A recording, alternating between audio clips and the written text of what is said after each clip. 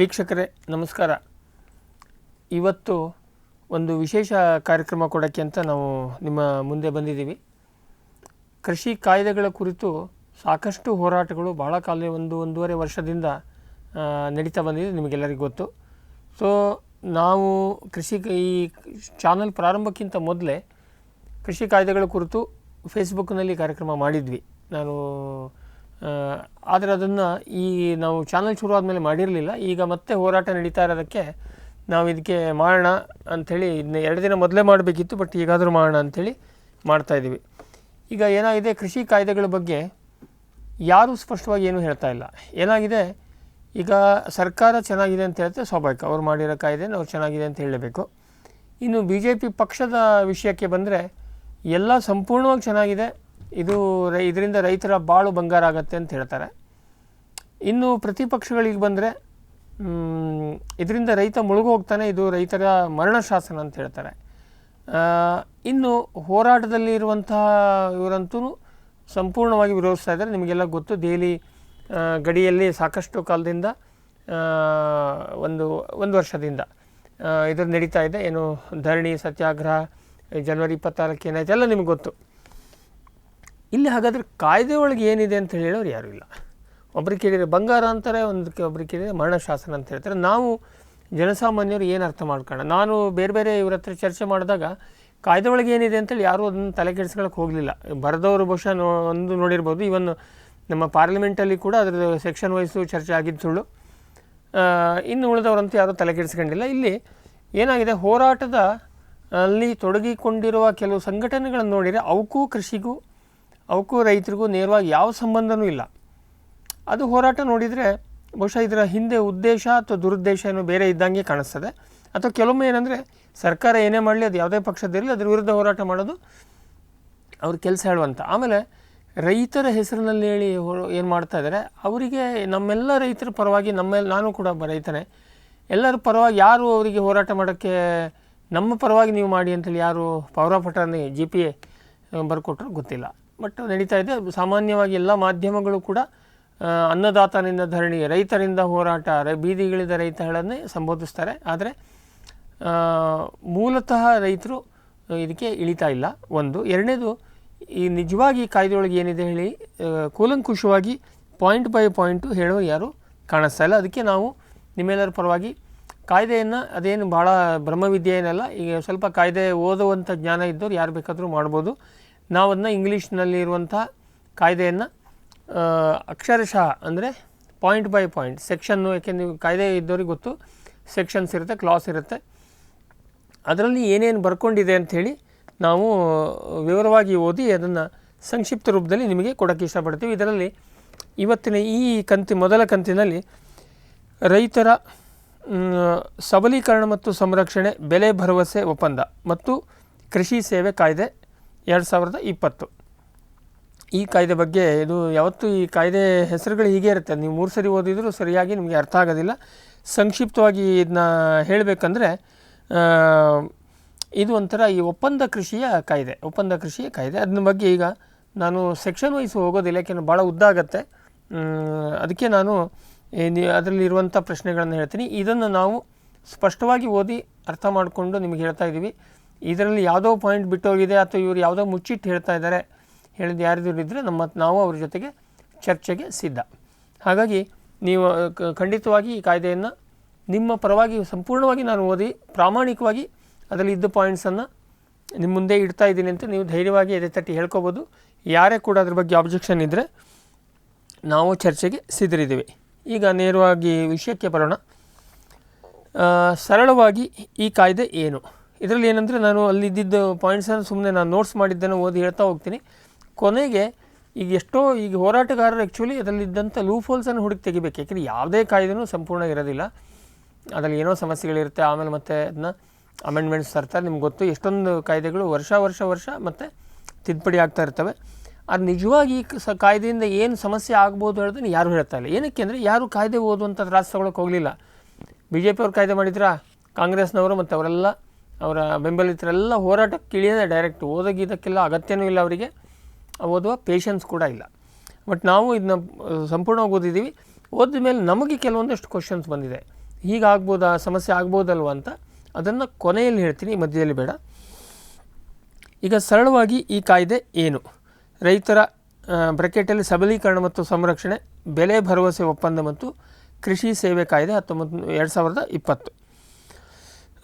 ಸರಳವಾಗಿ ಈ ಕಾಯ್ದೆ ಏನು ಮತ್ತು ಅಂಶಗಳೇನು? ಇದು ರೈತರ ಮತ್ತು ಪ್ರಾಯೋಜಕ ಕಂಪನಿಗಳ ನಡುವೆ ಬೆಳೆ ಮತ್ತು ಇತರೆ ಕೃಷಿ ಉತ್ಪನ್ನ ಹಾಗೂ ಕೃಷಿ ಸೇವೆಗಳ ಕುರಿತು ಮಾಡಿಕೊಳ್ಳಲಾಗುವ ಲಿಖಿತ ಒಪ್ಪಂದಕ್ಕೆ ಕಾನೂನಾತ್ಮಕ ರೂಪ ಕೊಡುವ ಕಾಯ್ದೆ. ಅಂದರೆ ಸರಳವಾಗಿ ಒಪ್ಪಂದ ಕೃಷಿ ಕುರಿತಂಥ ಕಾಯ್ದೆ.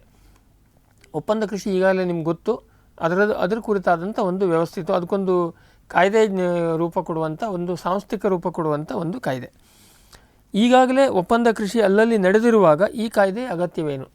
ಈಗ ನೋಡಿ, ಕಬ್ಬಿನಲ್ಲಿ ಫ್ಯಾಕ್ಟ್ರಿ ಮತ್ತು ರೈತರ ನಡುವೆ ಇರೋದು ಇನ್ನೇನು ಬೆಳೆ ಒಪ್ಪಂದನೆ. ಬೀಜೋತ್ಪಾದನೆ, ಸೀಡ್ ಪ್ರೊಡಕ್ಷನ್ನಿಗೆ ಇದೇ ಥರದ್ದು ಒಪ್ಪಂದ ಕೃಷಿಯಲ್ಲೇ ನಡೀತದೆ. ಆಮೇಲೆ ಮಿಡಿ ಸವತೆ ಅಂದರೆ ಗರ್ಕಿನ್, ಈ ಬೆಳೆಗಳಲ್ಲಿ ಈಗಾಗಲೇ ಏನು ಇತ್ತು ಅವೆಲ್ಲ ಹೆಚ್ಚಿನವು ಮೌಖಿಕ ಒಪ್ಪಂದ ಅಥವಾ ಇದನ್ನು ರಿಜಿಸ್ಟರ್ ಮಾಡ್ತಿರಲಿಲ್ಲ, ನೋಂದಣಿ ಆಗದ ಒಪ್ಪಂದಗಳು. ಈ ಕಾಯ್ದೆಯಡಿ ಈ ಎಲ್ಲ ಅಂಶಗಳನ್ನು ಸೇರಿಸಿ ಲಿಖಿತ ಒಪ್ಪಂದ ಮಾಡಿಕೊಂಡು ನೋಂದಾಯಿಸಲಾಗುತ್ತದೆ. ಇವರು ಏನೇ ಮಾಡಿದ್ದೀವಿ ಆವಾಗ ನೀವನ್ನು ರಿಜಿಸ್ಟರ್ ಮಾಡಿದಾಗ ಅದಕ್ಕೊಂದು ಕಾಯ್ದೆಯ ಬಲ ಸಿಗುತ್ತೆ. ಆ ಥರದ್ದು ಲಿಖಿತ ಒಪ್ಪಂದ ಮಾಡ್ಕೊಳ್ಳೋಕ್ಕೆ, ನೋಂದಾಯಿಸ್ಕೊಳ್ಳೋದಕ್ಕೆ ಅವಕಾಶ ಕೊಟ್ಟಿದ್ದಾರೆ. ಮತ್ತೊಂದು ಮಹತ್ವದ ಅಂಶವೆಂದರೆ ಈ ಕಾಯ್ದೆಯಡಿ ವ್ಯಾಜ್ಯ ಹಾಗೂ ದೂರು ಪರಿಹಾರಕ್ಕೂ ಸೂಕ್ತ ವ್ಯವಸ್ಥೆ ಕಲ್ಪಿಸಲಾಗಿದೆ. ಇಡದೇನೆ ಏನಂತ ಕೇಳಿದರೆ ಅವರವರೊಳಗೆ ಜಟಾಪಟಿ ನಡೀತಿತ್ತು. ಇದರಲ್ಲಿ ಯಾರೊಬ್ಬರು ಅದನ್ನ ಮಾತಿಗೆ ತಪ್ಪಿದರೆ ಈ ಇದರಲ್ಲಿ ವ್ಯಾಜ್ಯ ಪರಿಹಾರಕ್ಕೆ ವ್ಯವಸ್ಥೆ ಮಾಡಿದ್ದಾರೆ. ಸೊ ಇದೇನು ಹೊಸತಲ್ಲ, ಈಗಿದ್ದ ವ್ಯವಸ್ಥೆಗೆ ಒಂದು ಸರಿಯಾದ ರೂಪ ಕೊಟ್ಟಿದ್ದಾರೆ. ಮೂರನೇ ಪಾಯಿಂಟು, ಈ ಕಾಯ್ದೆಯಡಿ ಯಾವೆಲ್ಲ ಕೃಷಿ ಉತ್ಪನ್ನಗಳು ಬರುತ್ತವೆ?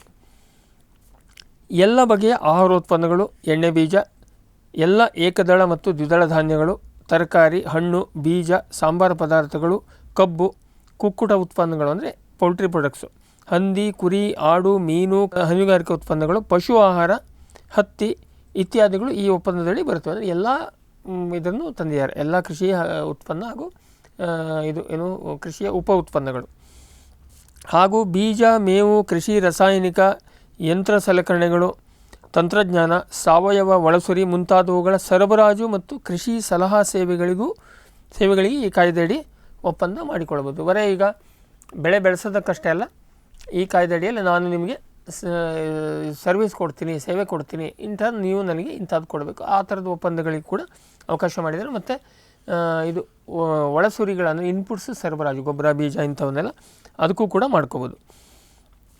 ಯಾರೆಲ್ಲ ಈ ಕೃಷಿ ಒಪ್ಪಂದವನ್ನು ಮಾಡ್ಕೋಬೋದು? ಈಗ ನಾವು ಯಾವ್ಯಾವ್ದು ಮಾಡ್ಕೋಬೋದು ಅಂತ ಹೇಳಿದ್ವಿ, ಯಾರೆಲ್ಲ ಮಾಡ್ಕೋಬೋದು ಅದನ್ನು ನೋಡೋಣ. ವ್ಯಕ್ತಿಗಳು ಅಂದರೆ ಇಂಡಿವಿಜುವಲ್ಸು, ಪಾಲುದಾರಿಕೆ ಸಂಸ್ಥೆ, ಪ್ರೈವೇಟ್ ಲಿಮಿಟೆಡ್ ಅಥವಾ ಪಬ್ಲಿಕ್ ಲಿಮಿಟೆಡ್ ಕಂಪ್ನಿಗಳು, LLPಗಳು ಅಂದರೆ ನಿಮಗೆ ಗೊತ್ತು ಪಾರ್ಟ್ನರ್ಶಿಪ್ನಿಗಿಂತ ಸ್ವಲ್ಪ ಮೇಲೆ LLPಗಳು, ಲಿಮಿಟೆಡ್ ಲೈಬಿಲಿಟಿ ಪಾರ್ಟ್ನರ್ಶಿಪ್ಗಳು, ಸಹಕಾರಿ ಸಂಘಗಳು ಈ ಒಪ್ಪಂದ ಕೃಷಿ ಮಾಡ್ಕೋಬೋದು. ಇವೆಲ್ಲರಿಗೂ ಅವಕಾಶ, ವ್ಯಕ್ತಿಗಳಿಗೂ ಇದೆ, ಸಂಘ ಸಂಸ್ಥೆಗಳಿಗೂ ಕೂಡ ಇದೆ. ಅಂದರೆ ಖಾಸಗಿ ಕಂಪ್ನಿ ಮತ್ತು ಕೋಆಪರೇಟಿವ್ ಎಲ್ಲರಿಗೂ. ಈ ಕೃಷಿ ಒಪ್ಪಂದದಲ್ಲಿ ಯಾವ್ಯಾವ ಅಂಶಗಳು ಇರುತ್ತವೆ? ಒಪ್ಪಂದ ಅಂದರೆ ಏನು? ಹಾಗಾದರೆ ಏನೇನು ಪಾಯಿಂಟ್ಸ್ ಇರುತ್ತೆ? ಯಾವ ಬೆಳೆ ಅಥವಾ ಉತ್ಪನ್ನ, ಸರಬರಾಜು ಮಾಡುವ ಕಾಲ, ಗುಣಮಟ್ಟ, ಗ್ರೇಡ್, ಬೆಲೆ, ಕೃಷಿ ಸೇವೆಗಳ ವಿವರ, ಬೆಳೆಯ ಪಾಲುದಾರರು, ಕೀಟನಾಶಕ ಉಳಿಕೆ ಅಂಶ, ಆಹಾರ ಸುರಕ್ಷತೆಯ ಮಾನದಂಡ, ಮಾದರಿ ಬೆಳೆ ತಂತ್ರಜ್ಞಾನ ಅಂದರೆ ಗುಡ್ ಅಗ್ರಿಕಲ್ಚರ್ ಪ್ರಾಕ್ಟೀಸ್, ಸಲಹೆಗಾರ ಮತ್ತು ಸಾಮಾಜಿಕ ಅಭಿವೃದ್ಧಿ ಮುಂತಾದ ಎಲ್ಲ ಅಂಶಗಳು ಈ ಲಿಖಿತ ಒಪ್ಪಂದದಲ್ಲಿ ಇರುತ್ತದೆ. ಇದು ಬಾಯ್ತೊಂಡಿ ಒಪ್ಪಂದ ಅಲ್ಲ, ಬರವಣಿಗೆಯಲ್ಲಿರುತ್ತೆ, ಅದು ಮತ್ತೆ ರಿಜಿಸ್ಟರ್ ಆಗುತ್ತೆ. ಆಯಾ ಕೃಷಿ ಹವಾಮಾನ ವಲಯಗಳಿಗೆ ಅನುಸಾರವಾಗಿ ಕೇಂದ್ರ ಸರ್ಕಾರ ಗುಣಮಟ್ಟದ ಮಾನದಂಡವನ್ನು ನಿರೂಪಿಸುತ್ತದೆ. ಅಂದರೆ ಇದು ಒಂದು ದಾಳಿಂಬೆ ಹಣ್ಣು ಅಂದರೆ ಹೇಗಿರಬೇಕು, ಏನು ಕ್ವಾಲಿಟಿ ಅಂದರೆ ಏನು ಅನ್ನೋದನ್ನು ಈ ರೈತರಿಗೆ ಮತ್ತು ಕಂಪ್ನಿಗೆ ಜಟಾಪಟಿ ಬೀಳ್ಬೋದು. ಅದಕ್ಕೊಂದು ಮಾಡೆಲ್ ಇದನ್ನು ಕೇಂದ್ರ ಸರ್ಕಾರ ನಿಗದಿ ಮಾಡುತ್ತೆ, ಒಂದು ಪಾಯಿಂಟ್ಸ್ ಕೊಡುತ್ತೆ. ಇನ್ನು 6ನೇ ಪಾಯಿಂಟು, ಈ ಕೃಷಿ ಒಪ್ಪಂದವನ್ನು ಯಾವಾಗ ಮತ್ತು ಎಷ್ಟು ಅವಧಿಗೆ ಮಾಡಿಕೊಳ್ಳಬಹುದು? ಬೆಳೆ ಬೆಳೆಯುವ ಪೂರ್ವದಲ್ಲೇ ಈ ಒಪ್ಪಂದವನ್ನು ಮಾಡಿಕೊಳ್ಳಬೇಕು. ಬೆಳೆ ಬೆಳೆದಾದ ಮೇಲೆಲ್ಲ ಮೊದಲೇ. ಒಪ್ಪಂದದ ಅವಧಿ ಒಂದು ಬೆಳೆ ಹಂಗಾಮು, ಒಂದು ಸೀಸನ್ನಿಗೆ ಮಾತ್ರ. ಈಗ ನೀವು ಭತ್ತ ಬೆಳೀತೀರಿ ಅಂದರೆ ಭತ್ತದ ಕಟಾವಿಗೆ ಅವಧಿ ಮುಗೀತದೆ. ಪ್ರಾಣಿ ಪಕ್ಷಿಗಳಲ್ಲಾದರೆ ಒಂದು ಸಾಕಣೆ ಚಕ್ರ, ಹೆಚ್ಚಂದರೆ 5 ವರ್ಷ. ಅಥವಾ ಇಬ್ಬರಿಗೂ ಒಪ್ಪಿತವಾಗುವ ಹೆಚ್ಚಿನ ಅವಧಿಗೆ ಒಪ್ಪಂದ ಮಾಡಿಕೊಳ್ಳಬಹುದು. ಈ ಮಾದರಿ ಒಪ್ಪಂದವನ್ನು ಕೇಂದ್ರ ಸರ್ಕಾರ ಸೂಚಿಸುತ್ತದೆ. ಅಂದರೆ ಮಾಡೆಲ್ ಕೊಡ್ತಾರೆ. ಈಗ ನಿಮಗೆಲ್ಲ ಗೊತ್ತು, ಯಾವುದೇ ಕಾಯ್ದೆ ಬಂದರೂ ಅದರಲ್ಲಿ ಒಂದು ಫಾರ್ಮ್ ಕೂಡ, ಈಗ ಒಂದು ಅರ್ಜಿ ಸಲ್ಲಿಸಬೇಕು ಅಂದರೆ ಅರ್ಜಿ ಫಾರ್ಮೇಟನ್ನು ಕೂಡ ಅವರೇ ಕೊಡ್ತಾರೆ. ಅದರಲ್ಲಿ ಚಿಕ್ಕಪುಟ್ಟ ಬದಲಾವಣೆ ಮಾಡ್ಕೊಂಡು ನಾವು ಬಳಕೆ ಮಾಡ್ಕೋಬೋದು. ಸೊ ಇದರಲ್ಲಿ ಏನಾಗುತ್ತೆ, ಈಗ ಪ್ರಾಣಿಗಳಲ್ಲಾದರೆ ಒಂದು ಬೆಳೆ ಚಕ್ರ, ಅಂದರೆ ಈಗ ಯಾವುದೋ ನೀವು ಕುರಿ ಸಾಕ್ತೀರಿ, 1.5 ವರ್ಷಕ್ಕೆ ಅದು ಮಾರಾಟ ಮಾಡೋದು ನಿಮಗೆ ಅವರಿಗೆ ಒಪ್ಪಂದ ಆಗಿದೆ ಅಂದರೆ ಅದು ಒಪ್ಪಂದದ ಅವಧಿ 1.5 ವರ್ಷ, ಹೆಚ್ಚಂದರೆ 5 ವರ್ಷ ಮಾಡ್ಕೋಬೋದು. ಕೃಷಿ ಒಪ್ಪಂದದಲ್ಲಿ ಬೆಲೆ ನಿರ್ಧಾರ ಹೇಗೆ ಮತ್ತು ಯಾವಾಗ? ಬೆಲೆ ಹೌದು, ಏಕೆಂದರೆ ಹೆಚ್ಚು ಜಟಾಪಟಿ ಬರೋದು ಏನಿದ್ರು ಬೆಲೆ ಒಂದು ಗುಣಮಟ್ಟದಲ್ಲಿ, ಇನ್ನೊಂದು ಬೆಲೆಯಲ್ಲಿ. ಇದರಲ್ಲಿ ಬೆಳೆ ಬೆಳೆಸುವ ಮೊದಲೇ ಮಾಡಿಕೊಳ್ಳುವ ಕೃಷಿ ಒಪ್ಪಂದದಲ್ಲಿ ಇಬ್ಬರೂ ಒಪ್ಪಿಕೊಂಡ ಖರೀದಿ ದರವನ್ನು ನಮೂದಿಸಬೇಕು. ಇದು ಬೆಳೆಕ್ಕಿಂತ ಮೊದಲೇ ಮಾಡ್ಕೋಬೇಕು ಮತ್ತು ಇಬ್ಬರೂ ಒಪ್ಕೊಂಡಂಥ ದರವನ್ನು ಆವಾಗಲೇ ಅಲ್ಲೇ ನಿಗದಿ ಮಾಡಬೇಕು. ಬೋನಸ್ಸು, ಪ್ರೀಮಿಯಮ್ಮು ಮಾರಾಟ ಕಾಲದ ಮಾರುಕಟ್ಟೆ ಬೆಲೆ ಅವಲಂಬಿಸಿ ಹೆಚ್ಚು ಕೊಡುವುದಾದರೆ, ಈಗ ಹೌದು ಏನಾದರೂ ನಾವು ಒಪ್ಪಂದ ಮಾಡ್ಕೊಂಡು ಕಡಿಮೆ ರೇಟ್ ಇತ್ತು, ಆಮೇಲೆ ರೇಟ್ ಹೆಚ್ಚಾದರೆ ನಾನು ಕೊಡ್ತೀನಪ್ಪ ಅಂತ ಮಾತಿದ್ದರೆ ಅದನ್ನು ಎಷ್ಟು ಕೊಡ್ತೀರಾ, ಯಾವಾಗಂತೂ ಅದು ಆವಾಗ ಕೊಡಬೇಕು. ಎಷ್ಟು ಕೊಡ್ತೀರಾ, ಸುಮ್ಮನೆ ನಾನು ಬೋನಸ್ ಕೊಡ್ತೀನಿ ಅಂತ ಹೇಳಿದ್ರೆ ಎಷ್ಟು ಕೊಡ್ತೀನಿ ಅಂತೇಳಿ ಮೊದಲೇ, ಅಥವಾ ಬೆಲೆ ಹೆಚ್ಚಾದರೂ ಪರ್ಸೆಂಟೇಜ್ ಕೊಡ್ತಿರೋ ಏನೋ ಅದನ್ನು ಒಪ್ಪಂದದಲ್ಲಿ ಬೆಳೆಯೋಕ್ಕಿಂತ ಮೊದಲೇ ನಮೂದಿಸಬೇಕು. ಆದರೆ ಪ್ರಾಯೋಜಿಕ ಕಂಪನಿ ಕನಿಷ್ಠ ಬೆಂಬಲ ಬೆಲೆಗಿಂತ ಕಡಿಮೆ ದರಕ್ಕೆ ಕೇಳಿದರೆ ಏನು ಮಾಡಬೇಕೆಂಬ ಸ್ಪಷ್ಟತೆ ಈ ಕಾಯ್ದೆಯ ಸೆಕ್ಷನ್ 5ರಲ್ಲಿ ಇಲ್ಲ. ಈ ಅಂಶದ ಮೇಲೆ ಪಂಜಾಬ್ ಮತ್ತು ಹರಿಯಾಣ ರೈತರು ಹೋರಾಟ ಶುರು ಮಾಡಿದ್ದಾರೆ. ಈಗೇನಾಗಿದೆ, ಒಂದು ಉದಾಹರಣೆಗೆ ಭತ್ತಕ್ಕೆ 2,000 ರೂಪಾಯಿ ಇದು ಮಾಡಿದೆ ಅಂತ ಇಟ್ಕೊಳ್ಳಿ, ಏನು ಗೌರ್ಮೆಂಟ್ ಇದು ಮಾಡಿದೆ. ಇಲ್ಲಪ್ಪ 2,000ಕ್ಕೆ ಆಗೋದಿಲ್ಲ, ನಾನು 1,500ಕ್ಕೆ ತೊಗೋತೀನಿ ಅಂಥೇಳಿ ಒಂದು ಕಂಪ್ನಿ ಬಂದರೆ ಆವಾಗ ಅದನ್ನು ಹೇಗೆ ಕಂಟ್ರೋಲ್ ಮಾಡೋದು? ಅಂದರೆ ಇದರಲ್ಲಿ ಅವರಿಗೆ ಹೋರಾಟಗಾರದ್ದು ಮೂಲ ಸಮಸ್ಯೆ ಇರೋದು ಇಲ್ಲಿ. ಮೂಲತಃ ಹೋರಾಟ ಶುರುವಾಗಿದ್ದಲ್ಲಿ ಅದು ಪ್ರಾಮಾಣಿಕವಾಗಿತ್ತು. ಅದರಲ್ಲಿ ಹೌದು, ಇವರು ಬೆಂಬಲ ಬೆಲೆಗಿಂತ ಮಿನಿಮಮ್ ಸಪೋರ್ಟ್ ಪ್ರೈಸ್ ಏನಿದೆ MSP, ಅದಕ್ಕಿಂತ ಕಡಿಮೆ ಒಂದು ಮಾತು, ಯಾವುದೇ ಕಾರಣಕ್ಕೂ MSPಗಿಂತ ಕಡಿಮೆ ಒಪ್ಪಂದ ಮಾಡಿಕೊಳ್ಳಬಾರದು ಅಂಥೇಳಿ ಒಂದು ಪಾಯಿಂಟನ್ನು ಸೇರಿಸಿ ಹೇಳೋದು ಅವ್ರದ್ದು ಹೋರಾಟ ಇತ್ತು. ಅದನ್ನ ಸರ್ಕಾರ ಅದನ್ನಲ್ಲಿ ಆ ವಿಷಯದಲ್ಲಿ ಸೈಲೆಂಟ್ ಆಗಿದೆ.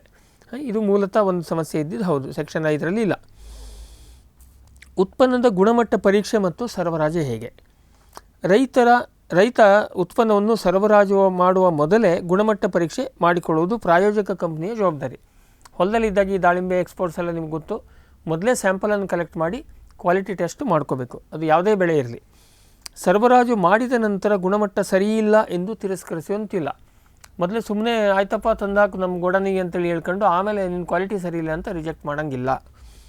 ರೈತರ ಹೊಲದಿಂದ ಅಥವಾ ಒಪ್ಪಿತ ಸ್ಥಳದಿಂದ ಉತ್ಪನ್ನದ ಸಾಗಾಟ ಕಂಪ್ನಿಯ ಜವಾಬ್ದಾರಿಯಾಗಿರುತ್ತೆ. ಈ ಕಬ್ಬಿನಲ್ಲಿ ಹೇಗೆ ನಿಮ್ಮ ಹೊಲದಿಂದ ಕಂಪ್ನಿನೇ ಕಟಾವು ಮಾಡಿ ತೊಗೊಂಡೋಗುತ್ತಾ, ಅದೇ ರೀತಿ ಇಲ್ಲಿ ಕಟಾವು ಮಾತಿಲ್ಲ, ಆದರೆ ಸಾಗಾಟದ ಜವಾಬ್ದಾರಿ ಕಂಪ್ನಿದು ಇರುತ್ತದೆ. ಇನ್ನು ಹಣ ಪಾವತಿ ವ್ಯವಸ್ಥೆ ಹೇಗೆ? ಸಾಮಾನ್ಯವಾಗಿ ನೋಡಿ, ಪ್ರೈವೇಟಿಗೆ ಕೊಟ್ಟರೆ ಹಣ ಬರೋದಿಲ್ಲ ಅಂತ ಹೇಳ್ತಾರಲ್ಲ, ಅದಕ್ಕೂ ಇಲ್ಲಿ ವ್ಯವಸ್ಥೆ ಇದೆ. ಬೀಜೋತ್ಪಾದನೆ ಒಪ್ಪಂದವಾಗಿದ್ದಲ್ಲಿ ಉತ್ಪಾದಿತ ಬೀಜ ಸರಬರಾಜು ಮಾಡಿದಾಗ ಸೀಡ್ ಪ್ರೊಡಕ್ಷನಲ್ಲಿ 2/3 ಅಂಶ ಮತ್ತು ಉಳಿದ ಅಂಶವನ್ನು ಉಳಿದ 1/3 ಅಂಶವನ್ನು ಪ್ರಮಾಣೀಕರಣ ಮುಗಿದ ನಂತರ ಅಂದರೆ ಆದರೆ 30 ದಿನದೊಳಗೆ ಪಾವತಿಸಬೇಕು. ಇಲ್ಲೇನಂತೆ, ಬೀಜೋತ್ಪಾದನೆಯಲ್ಲಿ ಬರೀ ಫೀಲ್ಡ್ ಕ್ವಾಲಿಟಿ ಟೆಸ್ಟ್ ಆಗೋದಿಲ್ಲ. ನೋಡೋಕ್ಕೆ ಬೀಜ ಚೆನ್ನಾಗಿದ್ರು ಮುಂದೆ ಅದರ ಜರ್ಮಿನೇಷನ್ನು ಟೆಸ್ಟು, ಆಮೇಲೆ ಪ್ಯೂರಿಟಿ ಟೆಸ್ಟು, ಈ ಥರದ್ದೆಲ್ಲ ಮಾಡಬೇಕಾಗುತ್ತೆ ಲ್ಯಾಬ್ರೋಟರಿನಲ್ಲಿ. ಅದಕ್ಕೆ ಸ್ವಲ್ಪ ಸಮಯ ತೊಗೊಳುತ್ತೆ. ಹಾಗಾಗಿ ಯಾವಾಗ ಸಪ್ಲೈ ಮಾಡಿರುವ ಬೀಜವನ್ನು ಅದಕ್ಕೆ 2/3 ಅಂಶ ದುಡ್ಡು ಕೊಟ್ಬಿಡಬೇಕು. ಆಮೇಲೆ ಇದೆಲ್ಲ ಸರ್ಟಿಫೈ ಆದಮೇಲೆ 1/3 ಅಂಶ, ಬಟ್ ಏನೇ ಆದರೂ 1 ತಿಂಗಳದೊಳಗೆ ಕೊಡಬೇಕು. ಇನ್ನು ಉಳಿದ ಉತ್ಪನ್ನಗಳ ವಿಷಯಕ್ಕೆ ಬಂದಾಗ, ಈ ಕನ್ಸ್ಯೂಮರ್ ಇದು ನೀವು ಭತ್ತ ಬೆಳೆದು ಹಾಕ್ತೀರಿ ಅಂದರೆ ಯಾವಾಗ ಸರಬರಾಜು ಮಾಡ್ತೀರಿ ಅದು ತಕ್ಷಣ ಹಣ ಪಾವತಿ ಮಾಡಬೇಕು ಮತ್ತು ರಿಸೀಟ್ ಕೊಡಬೇಕು. ಅಂದರೆ ಇದು ಅಧಿಕೃತವಾಗಿ ದಾಖಲೆಯಲ್ಲಿ ಉಳಿಬೇಕು. ಹಾಗಾದರೆ ಈಗ ರಾಜ್ಯಗಳಲ್ಲಿ ಬೇರೆ ರಾಜ್ಯಗಳಲ್ಲಿ ಬೇರೆ ರೀತಿಯ APMC ಕಾಯ್ದೆಗಳಿದೆ. ಆ ಕಾಯ್ದೆಗಳು ಇದಕ್ಕೆ ಅಪ್ಲೈ ಆಗೋದಿಲ್ವಾ ಹೇಳೋದು ಪ್ರಶ್ನೆ ಬರುತ್ತೆ. ಈ ಕಾಯ್ದೆಯಡಿ ಬರುವ ಒಪ್ಪಂದ ಕೃಷಿ ವ್ಯವಹಾರಗಳಿಗೆ ಮಾರಾಟ ಮತ್ತು ಸಾಗಾಟಕ್ಕೆ ರಾಜ್ಯಗಳ APMC ಕಾಯ್ದೆ ಮತ್ತು 1955ರ ಅಗತ್ಯ ವಸ್ತುಗಳ ಕಾಯ್ದೆ ಅನ್ವಯ ಆಗುವುದಿಲ್ಲ. ಅಂತೆಯೇ APMC ಕಾಯ್ದೆಯ ಮಂಡಿ ಶುಲ್ಕ, ಸೆಸ್ಸು, ಲೆವಿ ಇತ್ಯಾದಿಗಳು ಅನ್ವಯಿಸುವುದಿಲ್ಲ. ಅರ್ಧ ಈ ಪಟ್ಟಭದ್ರ ಹಿತಾಸಕ್ತಿಗಳು ಅಂತೇಳಿ ಆರೋಪ ಬರ್ತಾ ಇದೆ ಅವ್ರದ್ದು, ವಿಶೇಷವಾಗಿ ಪಂಜಾಬ್ನಲ್ಲಿ ಹೋರಾಟ ಶುರುವಾಗಿರೋದು ಅದಕ್ಕೆ. ಇದೇನೆಂದರೆ APMC ವರ್ತಕರು ಹೇಗೆ ಏನು ಕತೆ ಅಂತ ನಿಮ್ಗೆ ಗೊತ್ತು, ಅದ್ರ ಬಗ್ಗೆ ನಾವು ಹೆಚ್ಚು ಮಾತಾಡೋದಿಲ್ಲ ಇಲ್ಲಿ. ಅವರಿಗೆ ಇದು ನೇರವಾಗಿ ಹೊಡೆತ ಕೊಡ್ತಾ ಇದೆ. ಅಂದರೆ ಏನು ಕೇಳಿದರೆ, ನೀವು ನೇರವಾಗಿ ಯಾರು ಖರೀದಿ ಮಾಡ್ತಾರೋ ಅವರಿಗೂ ನಿಮಗೂ ತೋಟದಿಂದನೇ ಸಂಬಂಧ. ಇದಕ್ಕೆ ಯಾವುದೇ APMC ಕಾಯ್ದೆಯ ಸೆಕ್ಷನ್ಗಳು ಲಾಗೋ ಆಗೋದಿಲ್ಲ, ಜೊತೆಗೆ ಯಾವುದೇ ನೀವು ಶುಲ್ಕ ಇದನ್ನ ಕೊಡೋಂಗಿಲ್ಲ. ಹಾಗಾಗಿ ಅವ್ರನ್ನ ಬಿಟ್ಟು ನೀವು ನೇರವಾಗಿ ಮಾಡ್ಕೊಳ್ಳೋಕ್ಕೆ ಅವಕಾಶ ಕೊಟ್ಟಿರೋದಕ್ಕೆ ಈ ಹೋರಾಟಕ್ಕೆ ಹೆಚ್ಚು ಕಾವು ಬಂತು. ರೈತರದು ಆ್ಯಕ್ಚುಲಿ ರೈತರ ಪರವಾಗಿದೆ, ಇದು ನಾವು ಮುಂದೆ ಮಾತಾಡೋಣ. ನೋಡಿ, ಈ ಕಾಯ್ದೆಯ ಸೆಕ್ಷನ್ಗಳೆಲ್ಲದೂ ಯಾವುದೇ ರೀತಿಯಲ್ಲಿ ನೋಡಿದ್ರು ರೈತರ ಪರವಾಗಿದೆ. ಅದರಲ್ಲಿ ಅದೇ MSP ಒಂದು ಬಿಟ್ಟರೆ ಉಳಿದಂತೆ ಎಲ್ಲ ರೈತರ ಪರವಾಗಿದೆ. ಅದು ಹೇಗೆ ರೈತರ ವಿರುದ್ಧ, ಯಾಕೆ ರೈತರು ಬೀದಿಗಿಳಿದು ಹೋರಾಟ ಮಾಡ್ತಾಯಿದ್ದಾರೆ, ನಿಜವಾಗಿ ಇವೆಲ್ಲ ಪಾಯಿಂಟ್ಸ್ ಗೊತ್ತಾದರೆ ಖಂಡಿತ ಯಾವ ರೈತನೂ ಹೋರಾಟಕ್ಕೆ ಬರೋದಿಲ್ಲ, ಪ್ರಾಮಾಣಿಕ ರೈತ. ಇನ್ನು ಹೋರಾಟಕ್ಕೆ ಅಂತೇಳಿ ಇರುವಂಥ ಒಂದು ಜನ ಇರ್ತಾರೆ, ಅವರು ಹೋರಾಟ ಮಾಡ್ತಾರೆ, ಮಾಡ್ಕೊಳ್ಳಿ. ಈಗ 11ನೇ ಪಾಯಿಂಟಿಗೆ ಬರೋಣ. ಈ ಕಾಯ್ದೆಯಡಿ ಒಪ್ಪಂದ ಮಾಡಿಕೊಳ್ಳಬಾರದ ವಿಷಯಗಳೇನಾದರೂ ಇದೆಯಾ? ಈಗ ನೋಡಿ, ಇಲ್ಲಿ ಭಾಳ ವ್ಯವಸ್ಥಿತವಾಗಿದೆ. ರೈತರ ಜಮೀನಿನ ವರ್ಗಾವಣೆ, ರೈತ ಜಮೀನು ಕಳ್ಕೊಂಬಿಡ್ತಾನೆ ಅಂತ ಹೇಳಿದೆಯಾ? ಇಲ್ಲ, ಅದಕ್ಕೆ ಅವಕಾಶ ಕೊಟ್ಟಿಲ್ಲ. ನೋಡಿ, ಯಾವ್ಯಾವ್ದು ಮಾಡ್ಕೋಬಾರ್ದು.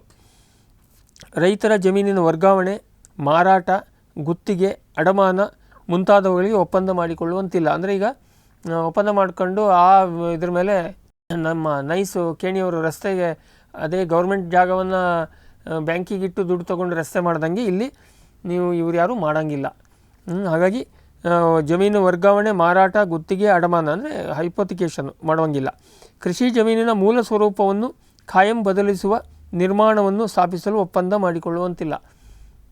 ಕೃಷಿ ಏನಿದ್ರು ಇದು ಬೆಳೆಗೆ ಸಂಬಂಧಪಟ್ಟಂತೆ ಬಿಟ್ಟರೆ ಅಲ್ಲಿ ಕನ್ಸ್ಟ್ರಕ್ಷನ್ ಮಾಡ್ತೀನಿ, ಇನ್ನೇನೋ ಮಾಡ್ತೀನಿ, ಪರ್ಮನೆಂಟ್ ಸ್ಟ್ರಕ್ಚರ್ ಹಾಕ್ತೀನಿ, ಅದೇನೋ ಒಂದು ದೊಡ್ಡ ಇದು ಮಾಡ್ತೀನಿ ಅಂತ ಕಂಪ್ನಿಯವರು ಒಪ್ಪಂದ ಮಾಡ್ಕೊಳ್ಳೋಂಗಿಲ್ಲ. ಒಮ್ಮೆ ತಾತ್ಕಾಲಿಕ ನಿರ್ಮಾಣಗಳನ್ನು ಮಾಡಿಕೊಂಡ್ರೆ ಒಪ್ಪಂದ ಮುಗಿಯುತ್ತಿದ್ದಂತೆ ಖಾಲಿ ಮಾಡಬೇಕು. ಇಲ್ಲವಾದಲ್ಲಿ ಅದು ರೈತರ ಆಸ್ತಿ ಆಗುತ್ತದೆ. ಅಂದರೆ ಏನಾಗುತ್ತೆ, ಈಗ ಟೆಂಪ್ರರಿಯಾಗಿ ಒಂದು ಕೋಲ್ಡ್ ಸ್ಟೋರೇಜ್ ತಂದಿಡ್ತಾರೆ, ಅಥವಾ ಏನೋ ಫೌಂಡೇಶನ್ ಹಾಕಿ ಮಾಡ್ಬೋದು. ಏನಕ್ಕೆ ಅಲ್ಲಿ ಬೆಳೆದಿದ್ದನ್ನು ಆಗಿಂದಾಗ ಕೂಲ್ ಮಾಡಿ ಆ ಥರದ್ದಕ್ಕೆ ಎಷ್ಟೋ ಸರಿ ಅವಕಾಶ ಇರುತ್ತೆ. ಆದರೆ ಅದು ಒಪ್ಪಂದ ಮುಗಿತಾ ಇದ್ದಂಗೆ ಅದನ್ನು ಅವರು ಎತ್ಕೊಂಡು ಹೋಗಬೇಕು ಕಂಪ್ನಿಯವರು. ಇಲ್ಲ ಅಂದರೆ ಬಿಟ್ಟೋದ್ರು ಅಂದರೆ ಅದು ರೈತನ ಆಸ್ತಿಯಾಗಿ ಆಗ್ತದೆ ಹೊರತು ಇವರದನ್ನ ಕೇಳೋಂಗಿಲ್ಲ. ಆಮೇಲೆ ಕೃಷಿ, ಈಗ 12ನೇ ಪಾಯಿಂಟಿಗೆ ಹೋಗೋಣ. ಕೃಷಿ ಒಪ್ಪಂದವನ್ನು ಬೆಳೆ ವಿಮೆ ಮತ್ತು ಕೃಷಿ ಸಾಲದೊಂದಿಗೆ ಜೋಡಿಸಲು ಅವಕಾಶ ನೀಡಲಾಗಿದೆ.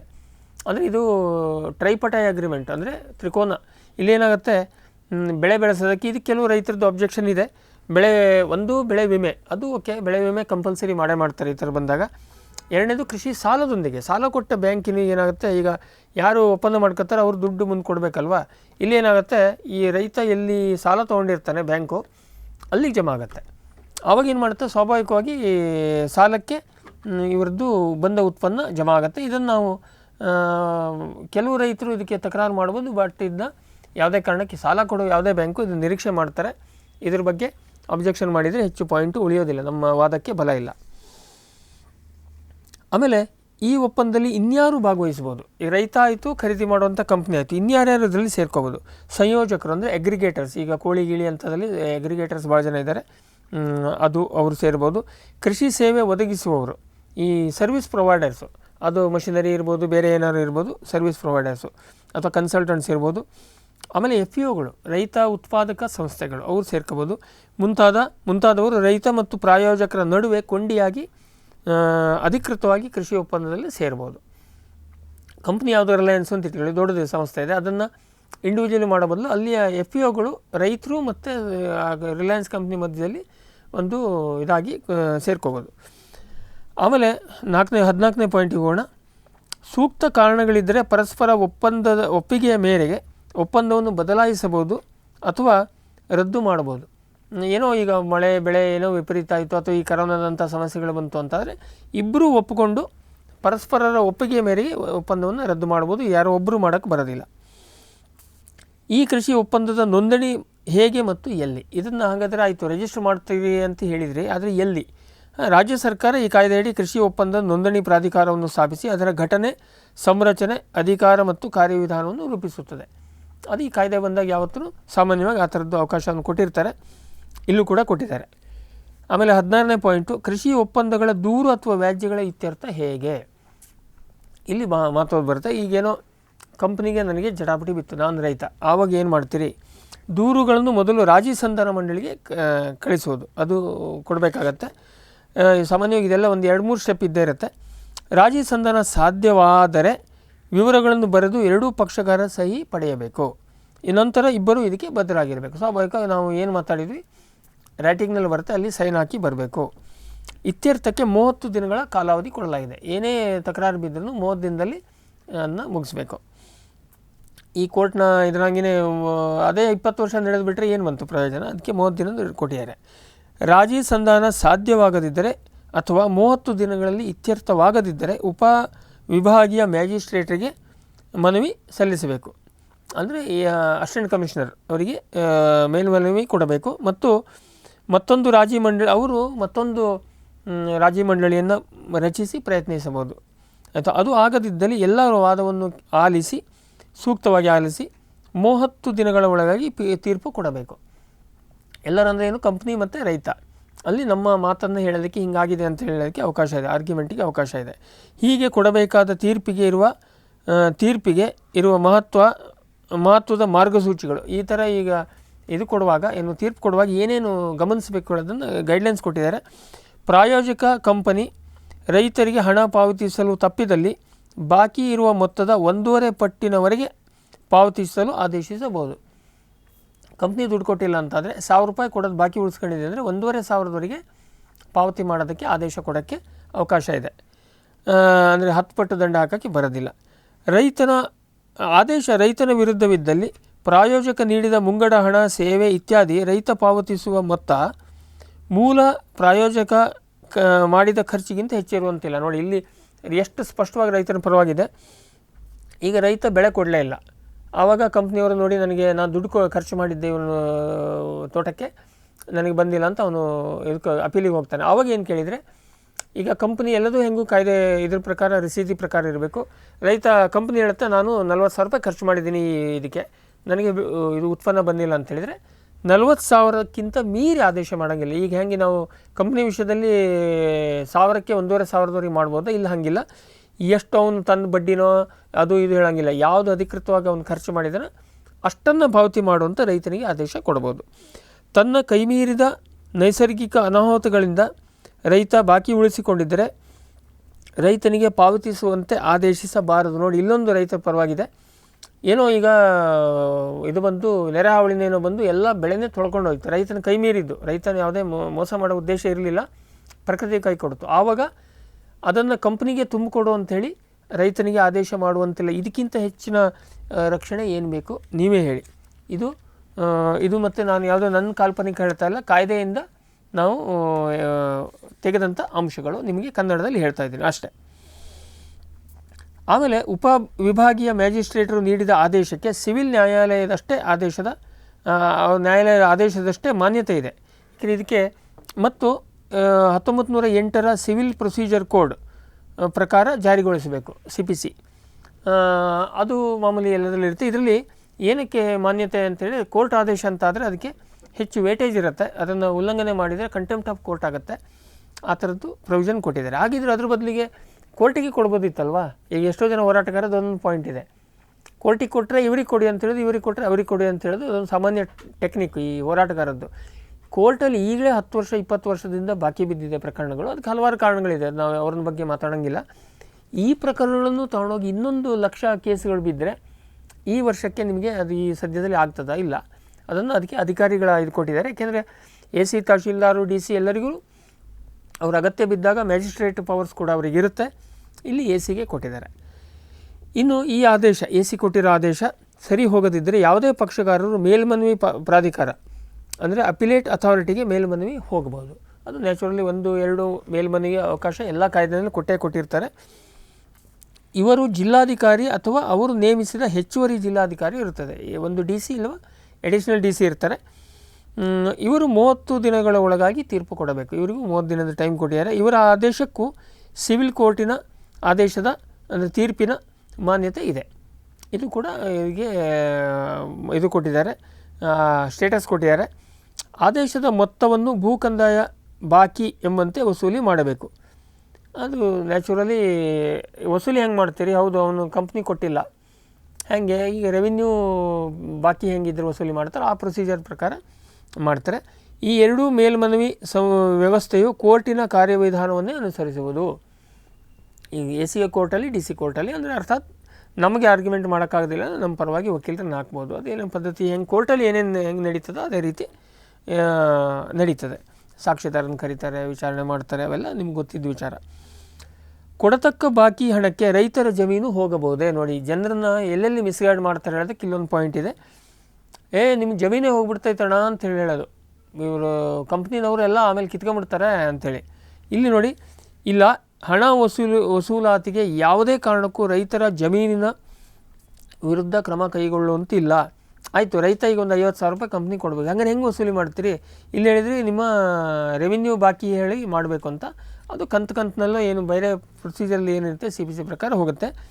ಯಾವುದೇ ಕಾರಣಕ್ಕೆ ರೈತರ ಜಮೀನಿಯನ್ನು, ಆಸ್ತಿಯನ್ನು ಹಿಡ್ಕೊಳ್ಳೋಕ್ಕೆ ಅವಕಾಶ ಇಲ್ಲ, ಇದನ್ನು ಸ್ಪಷ್ಟವಾಗಿ ನಮೂದಿಸಿದ್ದಾರೆ. ಹಾಗಾಗಿ ರೈತರ ಜಮೀನು ಈ ಕಾಯ್ದೆ ಪ್ರಕಾರ ಹೋಗೋಕ್ಕೆ ಎಲ್ಲ ಅವಕಾಶ ಇದೆ ಅಂತ ನೀವೇ ಹೇಳಿ. ಮತ್ತು ಜಮೀನು ವ್ಯಾಪಾರಕ್ಕಂತೂ ಈ ಕಾಯ್ದೆ ಅಡಿಯಲ್ಲಿ ಯಾವುದೇ ಒಪ್ಪಂದ ಮಾಡ್ಕೊಳ್ಳೋಂಗಿಲ್ಲ.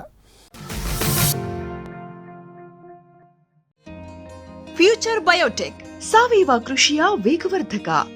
ಪೋಷಕಾಂಶ ಪೂರೈಕೆಗೆ NPK ಕಲ್ಚರ್, ವ್ಯಾಮ್, PSB ಮತ್ತು KMB. ಜೈವಿಕ ರೋಗ ನಿಯಂತ್ರಣಕ್ಕೆ ಟ್ರೈಕೋಡರ್ಮಾ, ಸುಡೋಮೊನಾಸ್. ಸಾವಯವ ಗೊಬ್ಬರ ಉತ್ಪಾದನೆಗೆ ಕಾಂಪೋಸ್ಟ್ ಕಲ್ಚರ್.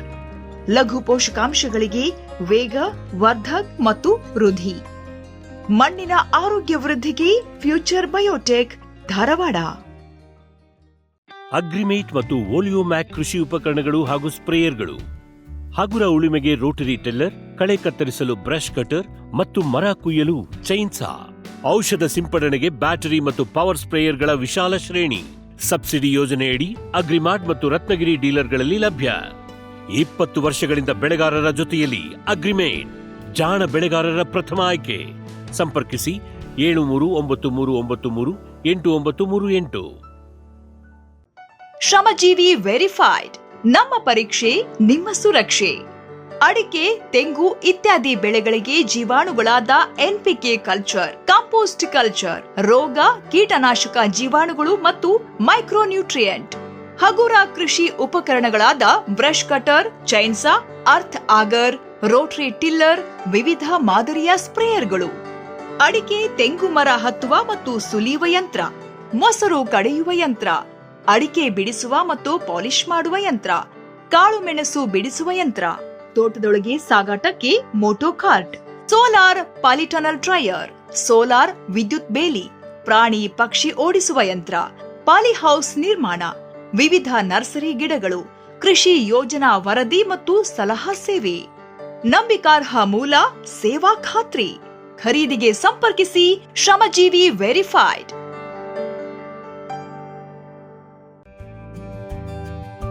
ಏಕಲವ್ಯ ಸಸ್ಯ ಕ್ಷೇತ್ರ, ಜ್ಞಾನ ಮತ್ತು ವಿಜ್ಞಾನ ಆಧಾರಿತ ತರಕಾರಿ ನರ್ಸರಿ. ಕಲರ್ಡ್ ಕ್ಯಾಪ್ಸಿಕಮ್ ಹಾಗೂ ಇತರೆ ತರಕಾರಿ ಸಸ್ಯಗಳು. ರೈತರಿಗಾಗಿ ಪ್ರಮಾಣೀಕೃತ ರೆಡ್ ಲೇಡಿ ಪಪ್ಪಾಯಿ ಗಿಡಗಳು, CPCRI ಅನುಮೋದಿತ ಕೋಕೋ ಗಿಡ ಹಾಗೂ ಗೋಡಂಬಿ ಕಸಿ ಗಿಡಗಳು ಹೋಲ್ಸೇಲ್ ಬೆಲೆಯಲ್ಲಿ. ರೈತರಿಗೆ ತಾಂತ್ರಿಕ ಮಾಹಿತಿ ಸೇವೆ. ವಿಚಾರಶೀಲ ರೈತರಿಗಾಗಿ ವೈಜ್ಞಾನಿಕ ನರ್ಸರಿ, ಏಕಲವ್ಯ ಸಸ್ಯ ಕ್ಷೇತ್ರ, ಹೆಸರುಘಟ್ಟ ರಸ್ತೆ, ಬೆಂಗಳೂರು. ಯಾವ್ಯಾವ ರೀತಿಯ ಒಪ್ಪಂದಗಳಿವೆ ಹಾಗಿದ್ರೆ? ಯಾವ್ಯಾವ ಟೈಪ್ಸ್ ಒಪ್ಪಂದಗಳಿವೆ? ಬೆಳೆಯುವ ಮೊದಲೇ ಮಾರಾಟ ಒಪ್ಪಂದ. ನಾನು ಇಷ್ಟು ಬೆಳೀತಾ ಇದ್ದೀನಿ ಅಂತಿದ್ದಾಗ ಎಷ್ಟು ವಾಲ್ಯೂಮ್ ಬರುತ್ತೆ ಒಂದು ಅಂದಾಜು ಮಾಡಿ ಅದನ್ನು ಮಾರಾಟ ಒಪ್ಪಂದ. ಪ್ರಾಯೋಜಕ ಸೇವಾ ಶುಲ್ಕ ನೀಡಿ ಬೆಳೆಸುವುದು ಅಥವಾ ಇವೆರಡರ ಸಂಯೋಜಿತ ಒಪ್ಪಂದಕ್ಕೆ ಅವಕಾಶ ಇದೆ. ಒಂದು, ರೈತನೇ ಬೆಳೆಸಿ ನೀನು ದುಡ್ಡೇನು ಕೊಡೋದು ಬೇಡಪ್ಪ, ನಾನು ಬೆಳೆಸಿದ ಮೇಲೆ ಇಷ್ಟಕ್ಕೆ ತಗೋತೀನಿ ಅಂತ ಬರ್ಕೊಡು ಒಂದು. ಇಲ್ಲ, ಕಂಪ್ನಿನೇ ಸಾಕು, ಎಲ್ಲ ದುಡ್ಡು ಹಾಕಿ ಗರ್ಕಿನ್ಸಲೆಲ್ಲ ಆಗುತ್ತೆ, ಕಂಪ್ನಿನೇ ಬೀಜ ಗೊಬ್ಬರ ಎಲ್ಲನೂ ಕೊಡುತ್ತೆ, ಬರೆದಿಟ್ಕೊಳ್ತಾರೆ. ಆಮೇಲೆ ಬಂದು ಉತ್ಪನ್ನ ಅವರಿಗೆ ಕೊಟ್ಟಾಗ ಆ ಬಂದು ಇದರಲ್ಲಿ ಹಣದಲ್ಲಿ ಅದನ್ನ ಖರ್ಚನ್ನು ಮುರ್ಕೋತಾರೆ. ಅದು ಎರಡಕ್ಕೂ ಅವಕಾಶ ಇದೆ. ಅಲ್ಲದೆ ಒಳಸುರಿ ತಂತ್ರಜ್ಞಾನ ಸಲಹಾ ಸೇವೆ ನೀಡುವ ಒಪ್ಪಂದ ಕೂಡ ಮಾಡಿಕೊಳ್ಬೋದು. ಇದರಲ್ಲಿ ಬರೀ ಇದಕ್ಕೆ ಮಾರಾಟಕ್ಕೊಂದೇ ಇದಲ್ಲ, ನಾವು ಬರೀ ಇನ್ಪುಟ್ಸ್ ಕೊಡ್ತೀವಿ ಅಂತ ನಾವು ಒಪ್ಪಂದ ಮಾಡ್ಕೋಬೋದು. ಇಲ್ಲ ನಿಮಗೆ ಟೆಕ್ನಾಲಜಿ ಕೊಡ್ತೀನಿ ಅಂತ ಕೊಡ್ಬೋದು. ಆಮೇಲೆ ಸಲಹಾ ಸೇವೆ, ಬರೀ ಸಲಹಾ ಸೇವೆ ಕೊಡ್ತೀನಿ, ನೀನು ಬೆಳೆ ಬೆಳೆಸು, ನಿನ್ನ ದುಡ್ಡಲ್ಲಿ ನೀ ಬೆಳೆ ಬೆಳೆಸು, ನಾನು ಇದು ಕೊಡ್ತೀನಿ, ಏನು ಕನ್ಸಲ್ಟೆನ್ಸಿ ಕೊಡ್ತೀನಿ ಅಂತ ಹೇಳುವಂಥ ಒಪ್ಪಂದ ಕೂಡ ಅವಕಾಶ ಇದೆ. ಚಿಕ್ಕ ರೈತರಿಗೆ ಮತ್ತು ಪ್ರಾಯೋಜಕರಿಗೆ ಈ ಒಪ್ಪಂದದ ಕೃಷಿ ಲಾಭವೇನು? ಈ ಇದರದ್ದು ಏನಾಗುತ್ತೆ, ಅನುಕೂಲ ಏನು? ಏಕೆಂದರೆ ಯಾರಿಗೆ ಲಾಭ ಇಲ್ಲದವ್ರು ಯಾಕೆ ಮಾಡ್ತಾರೆ? ಚಿಕ್ಕ ರೈತರಿಗೆ ಬೆಲೆ ಭರವಸೆ ಸ್ವಾಭಾವಿಕವಾಗಿ ಇಷ್ಟಕ್ಕೆ ಸಿಗುತ್ತೆ ಅಂತ ಒಂದು ನಿಕ್ಕಿ ಇರುತ್ತೆ. ಮುಂದಿಲ್ಲದ್ರೆ ಮುಂದೆ ಬೆಳೆಸ ಮೇಲೆ ಏನಾಗುತ್ತಪ್ಪ ಗೊತ್ತಿಲ್ಲ.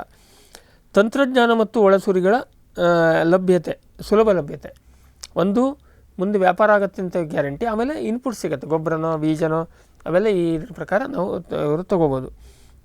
ಸುಲಭವಾಗಿ ಸಿಗುತ್ತೆ. ಏನಾಗುತ್ತೆ ಅಂದರೆ ಈಗ ಒಂದು ಕಂಪ್ನಿ ಬಂದರೆ ಆ ಊರಿನಲ್ಲಿರೋ ಒಂದು 100 ರೈತರಿಗೆ ಈ ಥರ ಕೊಡ್ತೀನಿ ಅಂತ ಒಪ್ಪಂದ ಮಾಡ್ಕೋಬೋದು. ನಿಮಗೆಲ್ಲ ಗೊಬ್ಬರ ಎಲ್ಲ ಕೊಡ್ತೀನಪ್ಪ, ಆಮೇಲೆ ನಿಮ್ಮ ಬೆಳೆ ತೊಗೋತೀನಿ ಅಂತ. ಹಾಗಾಗಿ ಚಿಕ್ಕ ರೈತರಿಗೆ ಇದು ಈಗ ಹಲವಾರು ಕಡೆ ಸಹಕಾರಿ ಸಂಘಗಳು ಈ ಥರದ ವ್ಯವಸ್ಥೆಯನ್ನು ಮಾಡ್ತಾ ಇದ್ದಾವೆ. ಇಲ್ಲಿ ಇದಕ್ಕೆ ಅವಕಾಶ ಕೊಟ್ಟಿದ್ದಾರೆ. ಕಂಪನಿಗೆ ನಿರ್ದಿಷ್ಟ ಗುಣಮಟ್ಟದ ದೊಡ್ಡ ಪ್ರಮಾಣದ ಉತ್ಪನ್ನ ನಿಗದಿತ ಬೆಲೆಯಲ್ಲಿ ಸಿಗುವ ನಿಶ್ಚಿತತೆ. ಅವರಿಗೆ ಆಯಿತು, ಈಗ ಯಾವುದೋ ಒಂದು ಜಮಖಂಡಿ ತಾಲೂಕಿನಲ್ಲಿ ನಾವು ಈ ಬೆಳೆಗೆ ಇಷ್ಟು ಮಾಡ್ಕೊಂಡಿದ್ದೀನಿ ಅಂದರೆ ಅವರಿಗೆ ಒಂದು ಅಂದಾಜು ಇರುತ್ತೆ. ಈ ವರ್ಷ ಮಳೆ ಚೆನ್ನಾಗಿದೆ, ನನಗೆ ಇಷ್ಟು ಉತ್ಪನ್ನ ಬರುತ್ತೆ ಹೇಳೋದು ಒಂದು ಎಸ್ಟಿಮೇಟ್ ಇರುತ್ತೆ. ಮತ್ತು ನಿರ್ದಿಷ್ಟ ತಳಿ ಕೊಟ್ಟಿರ್ತಾರೆ, ನಿರ್ದಿಷ್ಟ ಅವರೇ ಸಲಹೆ ಕೊಟ್ಟು ಆವಾಗ ಅಶ್ಯೂರ್ಡ್ ಇರುತ್ತೆ, ಈ ತಳಿ ನನಗೆ ಇಂಥ ತಾರೀಕಿಗೆ ಸಿಗುತ್ತೆ ಹೇಳೋಂಥ ಒಂದು ಕಲ್ಪನೆ ಇರುತ್ತೆ. ಆವಾಗ ಮುಂದೆ ಮಾರ್ಕೆಟಿಂಗಿಗೋ ಅಥವಾ ಪ್ರೊಸೆಸಿಂಗೋ ಎಕ್ಸ್ಪೋರ್ಟ್ಸಿಗೋ ಅವರಿಗೆ ಮಾಡೋಕ್ಕೆ ಅನುಕೂಲ ಆಗುತ್ತೆ. ಓಪನ್ ಮಾರ್ಕೆಟಲ್ಲಿ ಅದು ಗ್ಯಾರಂಟಿ ಇಲ್ಲ. ಆಮೇಲೆ ಇದೇ ರೇಟಿಗೆ ಸಿಗುತ್ತೆ ಅಂತ ಗೊತ್ತಿರುತ್ತೆ, ಯಾಕೆಂದರೆ ಒಪ್ಪಂದದಲ್ಲಿ ಮೆನ್ಷನ್ ಇರುತ್ತೆ. ಹಾಗಾಗಿ ಅವ್ರ ಮುಂದೆ ಬೆಲೆ ಒಪ್ಪಂದ ಕೂಡ ಮೊದಲೇ ಮಾಡ್ಕೊಳ್ಳೋಕ್ಕೆ ಅವರಿಗೆ ಟೈಮ್ ಸಿಗುತ್ತೆ. ಕೈಮೀರಿದ ಪರಿಸ್ಥಿತಿಯಲ್ಲಿ ಒಪ್ಪಂದದ ಪಾಡೇನು, ಈಗೇನೋ ಎಕ್ಸ್ಟ್ರಾ ಪರಿಸ್ಥಿತಿಯಲ್ಲಿ ಫೋರ್ಸ್ ಮೆಜರ್ ಅಂತ ಏನು ಎಲ್ಲ ಕಾಯ್ದೆಯಲ್ಲಿ ಮಾತು ಬರುತ್ತೆ, ಇದು ಇಲ್ಲಿದೆ. ನೈಸರ್ಗಿಕ ಅನಾಹುತ ಮುಂತಾದ ಕೈಮೀರಿದ ಸಂದರ್ಭದಲ್ಲಿ ನಷ್ಟಕ್ಕೊಳಗಾದ ಪಕ್ಷಗಾರ ಅಷ್ಟು ಪ್ರಮಾಣಕ್ಕೆ ಒಪ್ಪಂದ ಪಾಲಿಸಬೇಕಿಲ್ಲ, ಅಥವಾ ಇಬ್ಬರೂ ಒಪ್ಪಿ ಒಪ್ಪಂದವನ್ನು ಮಾರ್ಪಡಿಸಬಹುದು ಅಥವಾ ರದ್ದು ಮಾಡಬಹುದು. ಏನಾಗುತ್ತೆ, ಈಗ ನಾನು ಒಂದು 10 ಎಕರೆ ಭತ್ತ ಮಾಡಿದ್ದೀನಿ, 5 ಎಕರೆ ಭತ್ತ ಒಂದು ನದಿ ಪ್ರವಾಹದಲ್ಲಿ ಕೊಚ್ಕೊಂಡು ಹೋಗ್ಬಿಡ್ತು ಅಥವಾ ಅಲ್ಲಿ ಬೆಳೆ ಬರಲಿಲ್ಲ. ಆವಾಗ ನಾನು ಕಂಪ್ನಿಗೆ ಹೇಳಿರ್ತೀನಿ, ನೋಡಪ್ಪ ನಿಮಗೆ 100 ಕ್ವಿಂಟಲ್ ಭತ್ತ ಕೊಡ್ತೀನಿ ಅಂತ ಹೇಳಿರ್ತೀನಿ. ಆವಾಗ ನಂದು ಅರ್ಧ ಕೊಚ್ಕೊಂಡು ಹೋಗ್ಬಿಟ್ಟಿದೆ, 50 ಕ್ವಿಂಟಲ್ಲು ಅವರಿಗೆ ನಾನು ಕೊಡ್ತೀನಿ, ಅದಕ್ಕಿಂತ ಮೇಲೆ ಕೊಡೋಕ್ಕಾಗೋದಿಲ್ಲ. ಆವಾಗ ಅದನ್ನ ಅಂದರೆ ಒಪ್ಪಂದದಲ್ಲಿ ಅಧಿಕೃತ ಅವಕಾಶ ಇದೆ, ಎಷ್ಟು ನುಕ್ಸಾನಾಗಿದೆಯೋ ಅಷ್ಟನ್ನು ತಪ್ಪಬೋದು ಅಂಥೇಳಿ. ಸೊ ಇದು ಕೆಲವೊಮ್ಮೆ ಇವೆಲ್ಲ ಏನಾಗುತ್ತೆ, ಇಂಟರ್ಪ್ರಿಟೇಷನ್ ಮುಂದೆ ಹೆಂಗೆ ಪರಿಸ್ಥಿತಿ ಬರುತ್ತೆ ಹೇಳಿದ ಮೇಲೆ ಹೋಗುತ್ತೆ. ಸದ್ಯಕ್ಕೆ ಹೀಗಿದೆ. ಆಮೇಲೆ ಒಟ್ಟಾರೆ ಈ ಕಾಯ್ದೆಯಡಿಯ ಒಪ್ಪಂದದ ಕೃಷಿಯ ಲಾಭಗಳೇನು, ಇದರಿಂದ ಒಟ್ಟಾರೆ ಇದರ ಬೆನಿಫಿಟ್ಸ್ ಏನು, ಮಧ್ಯವರ್ತಿಗಳ ಲಾಭ ರೈತರಿಗೆ ಮತ್ತು ಗ್ರಾಹಕರಿಗೆ. ನೋಡಿ ಇಲ್ಲಿ ಇದಿಲ್ಲ, ಮಾರಾಟಕ್ಕೆ ನೇರವಾಗಿ ಯಾವ ಕಂಪ್ನಿ ಒಪ್ಪಂದ ಮಾಡಿದೆಯೋ ಅವರಿಗೆ ನಿಮಗೆ ಸಂಬಂಧ, ರೈತರಿಗೆ. ಅದಕ್ಕೆ ಮಧ್ಯದಲ್ಲಿ ಯಾವುದೇ ಕೈ ಬದಲಾಗುವ ಅವಕಾಶ ಇಲ್ಲ. ಈಗೇನಾಗಿದೆ, ಸಾಮಾನ್ಯವಾಗಿ 100 ರೂಪಾಯಿಗೆ ಗ್ರಾಹಕರಿಗೆ ಸಿಗುವಂಥದ್ದು ಹೆಚ್ಚಂದರೆ ರೈತರಿಗೆ 30 ರೂಪಾಯಿ ಸಿಗುತ್ತೆ, ಅಂದರೆ 1ರಲ್ಲಿ 3 ಅಂಶ ಮಾತ್ರ ಸಿಗುತ್ತೆ. ಇಲ್ಲಿ ನಿಮಗೆ ಹೆಚ್ಚಿಗೆ ಮಾಡೋಕ್ಕೆ ಅವಕಾಶ ಇದೆ. ಮಧ್ಯವರ್ತಿಗಳು ಇಲ್ಲ, ಇಲ್ಲಿ ಕಂಪ್ನಿ ಆಯಿತು, ನೀವಾಯಿತು. ಕೃಷಿ ಕ್ಷೇತ್ರಕ್ಕೆ ದೊಡ್ಡ ಪ್ರಮಾಣದ ಹೂಡಿಕೆ, ತಂತ್ರಜ್ಞಾನ, ಸಲಹೆ ಸೇವೆಗಳು ಹರಿದು ಬರ್ಬೋದು. ಈಗೇನಾಗುತ್ತೆ ನೋಡಿ, ಈಗ ಸಣ್ಣ ರೈತರು ಅಲ್ಲಿ ಮಷಿನರಿ ತರೋಕ್ಕಾಗೋದಿಲ್ಲ. ಕೆಲವು ಕಡೆ ಸಹಕಾರಿ ಸಂಘ ಗಟ್ಟಿ ಇದ್ದಲ್ಲಿ ಮಾಡಿದ್ದಾರೆ, ಆದರೆ ಎಲ್ಲ ಕಡೆ ಆ ಥರ ಇಲ್ಲ. ಆ ಸಂದರ್ಭದಲ್ಲಿ ಯಾರು ಇನ್ವೆಸ್ಟ್ ಮಾಡಬೇಕು, ಯಾಕೆ ಮಾಡಬೇಕು? ಇಲ್ಲೇನಾಗುತ್ತೆ, ಯಾವುದೋ ಒಂದು ಕಂಪ್ನಿ ಬಂತ, ಸರಿ ಒಂದೆಲ್ಲ ನೋಡಪ್ಪ ನನ್ನ ಅಂಡರ್ ಈಗ ಇಲ್ಲಿ 2000 ಎಕರೆ ಇದೆ, ಸರಿ ಒಂದು ಕಟಾವು ಮಷಿನ್ ತಂದರು, ಇಲ್ಲ ನಾಟಿ ಮಷಿನ್ ತಂದರು, ಆ ಥರದಕ್ಕೆ ಅವರು ಇನ್ವೆಸ್ಟ್ ಮಾಡ್ತಾರೆ. ಆಮೇಲೆ ತಂತ್ರಜ್ಞಾನ, ಈಗ ಒಂದು ಸಿಂಪಲ್, ಈಗ ಒಂದು ಊರಿನಲ್ಲಿ ಪೂರ್ತಿ ಈ ಥರದ ಒಪ್ಪಂದ ಕೃಷಿ ಇದ್ದರೆ ಅದೇನೋ ಪ್ರಾಣಿಗಳನ್ನು ಓಡಿಸೋದಕ್ಕೆ ಇಡೀ ಊರಿಗೆ ಒಂದು ಕಂಪ್ನಿ ಬೆಲೆ ಹಾಕ್ಬೋದು. ಅದೇ ನಾವು ಇಂಡಿವಿಜುವಲ್ ರೈತರು ಮಾಡೋಕ್ಕಾಗೋದಿಲ್ಲ. ಈ ಥರದ್ದು ಎಲ್ಲದಕ್ಕೂ ಇನ್ವೆಸ್ಟ್ಮೆಂಟ್ ಬರೋದಕ್ಕೆ ತುಂಬ ಅವಕಾಶಗಳಿದೆ. ಏಕೆಂದರೆ ಅವರಿಗೆ ವಾಪಸ್ ಉತ್ಪನ್ನ ಸಿಗತ್ತೆ ಗುಣಮಟ್ಟದಂತ ಗೊತ್ತಾದಾಗ ಅವ್ರು ಇನ್ವೆಸ್ಟ್ ಮಾಡ್ತಾರೆ, ಅವರಿಗೆ ಸೇಫ್ಟಿ ಇದೆ ಆ ಕಾರಣಕ್ಕೆ. ಆಮೇಲೆ ಸಕಾಲದಲ್ಲಿ ಒಳಸುರಿಗಳು, ಸಾಲ, ಬೆಳೆ ವಿಮೆ ಇತ್ಯಾದಿ ಸಿಗಬಹುದು.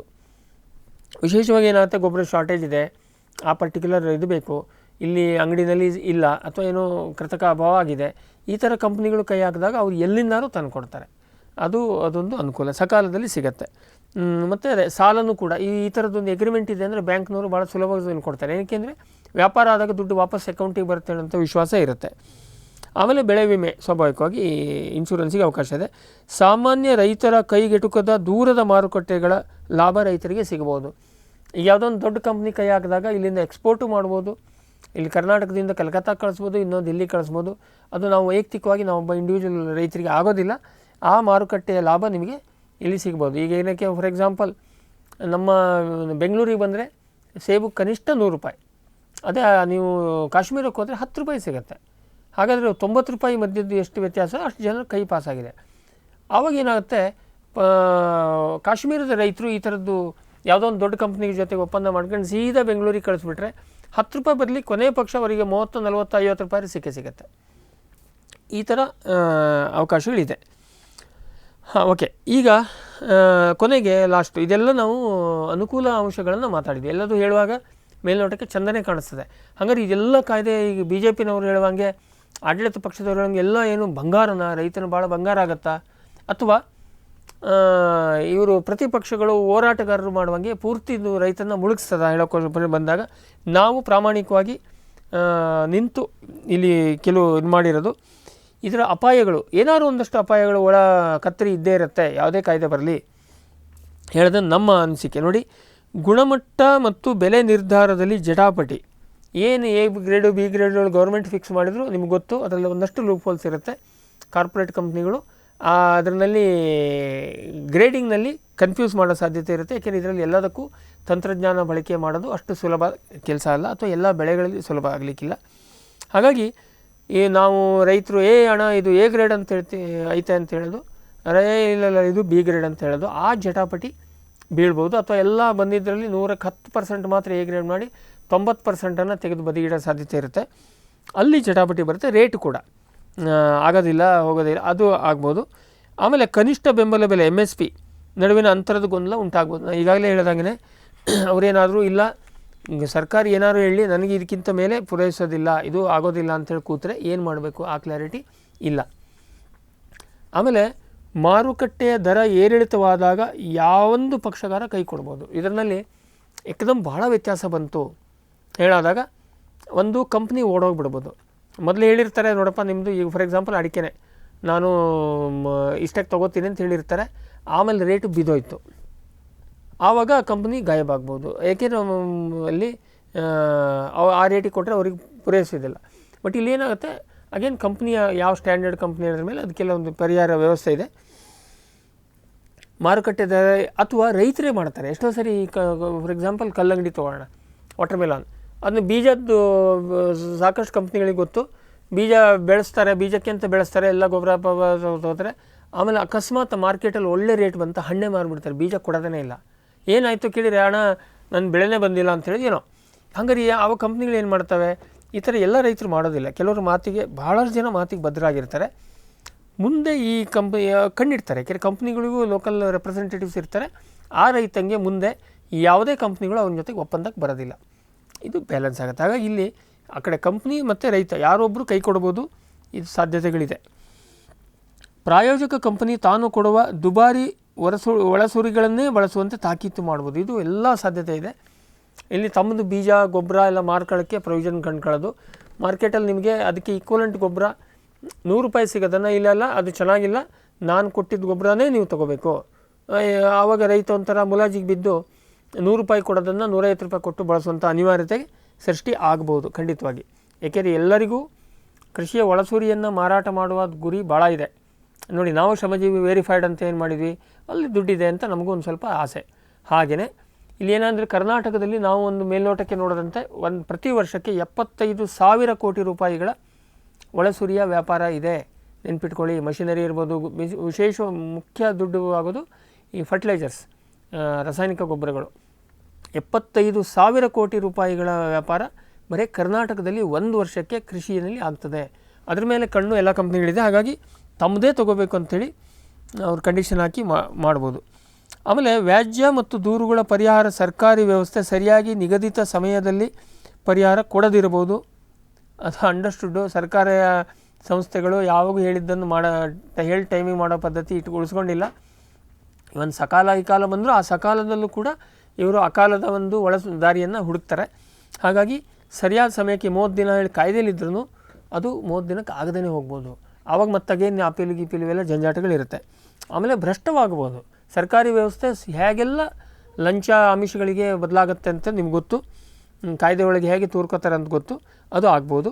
ಆಮೇಲೆ ಉಳ್ಳವರ ಪ್ರಭಾವಕ್ಕೆ ಒಳಗಾಗಬಹುದು. MLAನೋ MP ನೋ ಹೇಳ್ದ ಅಂಥೇಳಿ ಅದು ಸರ್ಕಾರಿ ವ್ಯವಸ್ಥೆ ಬಂದು ಕೋರ್ಟ್ ಆದರೆ ಅಷ್ಟು ನೇರವಾಗಿ ಆಗೋದಿಲ್ಲ. ಅಲ್ಲಿ ಜುಡಿಷಿಯರಿ ಒಳಗೆ ಅಷ್ಟು ಸುಲಭವಾಗಿ ಇನ್ಫ್ಲೂಯೆನ್ಸ್ ಮಾಡೋಕ್ಕಾಗೋದಿಲ್ಲ.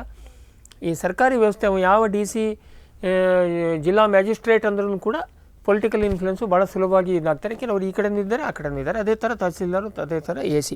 ಹಾಗಾಗಿ ಉಳ್ಳವರ ಪ್ರಭಾವಕ್ಕೆ ಒಳಗಾಗಬಹುದು, ಅದು ಸಾಧ್ಯತೆಗಳಿದೆ. ನೋಡಿ, ಇದೆಲ್ಲ ಪಾಯಿಂಟ್ಸನ್ನು ನಿರ್ದಿಷ್ಟವಾಗಿ ಯಾರೂ ನಿಮಗೆ ಹೋರಾಟಗಾರರು ಹೇಳ್ತಾ ಇಲ್ಲ, ನಾವು ಹುಡುಕಿ ತೆಗೆದು ನಮ್ಮ ಅಭಿಪ್ರಾಯ ಹೇಳ್ತಾ ಇದ್ದೀವಿ. ಕಂಪನಿ ಹಣ ಕೊಡದೆ ಸತಾಯಿಸಬಹುದು, ದಿವಾಳಿ ಆಗ್ಬೋದು, ಇಲ್ಲ ಓಡ್ ಹೋಗ್ಬೋದು. ಇದು ಎಲ್ಲ ಸಾಧ್ಯತೆಗಳಿದೆ. ಏಕೆಂದರೆ ಈ ಸಕ್ಕರೆ ಕಾರ್ಖಾನೆಗಳು ರೈತರಿಗೆ ದುಡ್ಡು ಕೊಡೋದನ್ನು ಸತಾಯಿಸ್ತಾ ಇಲ್ವಾ, ಅವ್ರ ವಿರುದ್ಧ ನೀವೇನು ಹೋರಾಟ ಮಾಡಬೇಕಷ್ಟೇ. ಅವ್ರು ಯಾರಿದ್ದಾರೆ, ಅವರೇ ಸ್ವಲ್ಪ ಚಿಕ್ಕಮ್ಮೆ ಸಕ್ಕರೆ ಕಾರ್ಖಾನೆ ಮಾಲೀಕರೇ, ಒಂದು ಮಂತ್ರಿ ಇರ್ತಾರೆ, ಇಲ್ಲ MLA ಇರ್ತಾರೆ, ಇಲ್ಲ ಕೆಲವೊಮ್ಮೆ ಚೀಫ್ ಮಿನಿಸ್ಟರ್ ಇರ್ತಾರೆ. ಅವಾಗ ಅವ್ರ ವಿರುದ್ಧ ಎಷ್ಟೊಂದು ಹೋರಾಡ್ತೀರಿ.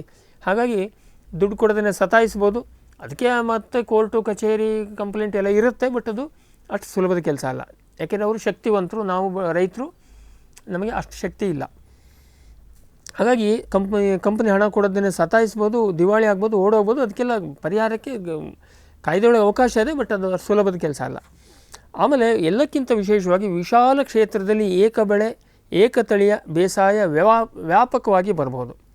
ಅಥವಾ ಇನ್ಯಾವುದೋ ರಾಜ್ಯದ ಅಥವಾ ದೇಶದ ಮಾರುಕಟ್ಟೆಗಾಗಿ ಪರಕೀಯ ಬೆಳೆ ಸಾಮಾನ್ಯವಾಗಬಹುದು. ಏನಾಗುತ್ತೆ ನೋಡಿ, ನಮಗೆ ಅಲ್ಟಿಮೇಟ್ಲಿ ನಾವು ರೈತರು, ನಮಗೂ ಬದುಕಬೇಕು, ನಮಗೆ ದುಡ್ಡು ಬರಬೇಕು ಅಲ್ವಾ. ಹಾಗಾಗಿ ಯಾವುದಕ್ಕೆ ಮಾರ್ಕೆಟ್ ಸೇಫ್ ಆಗಿದೆಯೋ, ಈಗ ನೋಡಿ ಎಲ್ಲ ತೋಟಗಾರಿಕೆ ಬೆಳೆಗೆ ಹೋಗ್ತಾ ಇದ್ದಾರೆ. ಹಂಗಾದ್ರೆ ಮುಂದೆ ಭತ್ತ ಬೆಳೆಯೋರು ಗೊತ್ತಿಲ್ಲ. ಅದು ನಾವು ಅದಕ್ಕೆಲ್ಲ ನಾವು ಜಗತ್ತಿಗೆ ಅನ್ನ ಕೊಡೋಕ್ಕೆ ಅಂತೇಳಿ ನಾವು ಸಹಾಯಕ್ಕಾಗ್ತದ? ಸಾಧ್ಯ ಇಲ್ಲ. ಮಾಡ್ತಾಯಿದ್ವಿ. ಅಡಿಕೆ ಕಂಡವರೆಲ್ಲ ಅಡಿಕೆ ಹಾಕ್ತಾಯಿದ್ದಾರೆ. ಅದೇನಾದ್ರು ಊಟದ ಬೆಳೆನ? ಏನಿಲ್ಲ, ದುಡ್ಡಾಗ್ತಾ ಇದೆ, ನಾವು ಹಾಕ್ತಾಯಿದ್ದೀವಿ. ಅದನ್ನ ತಿಂದು ಉಗುಳೋದು.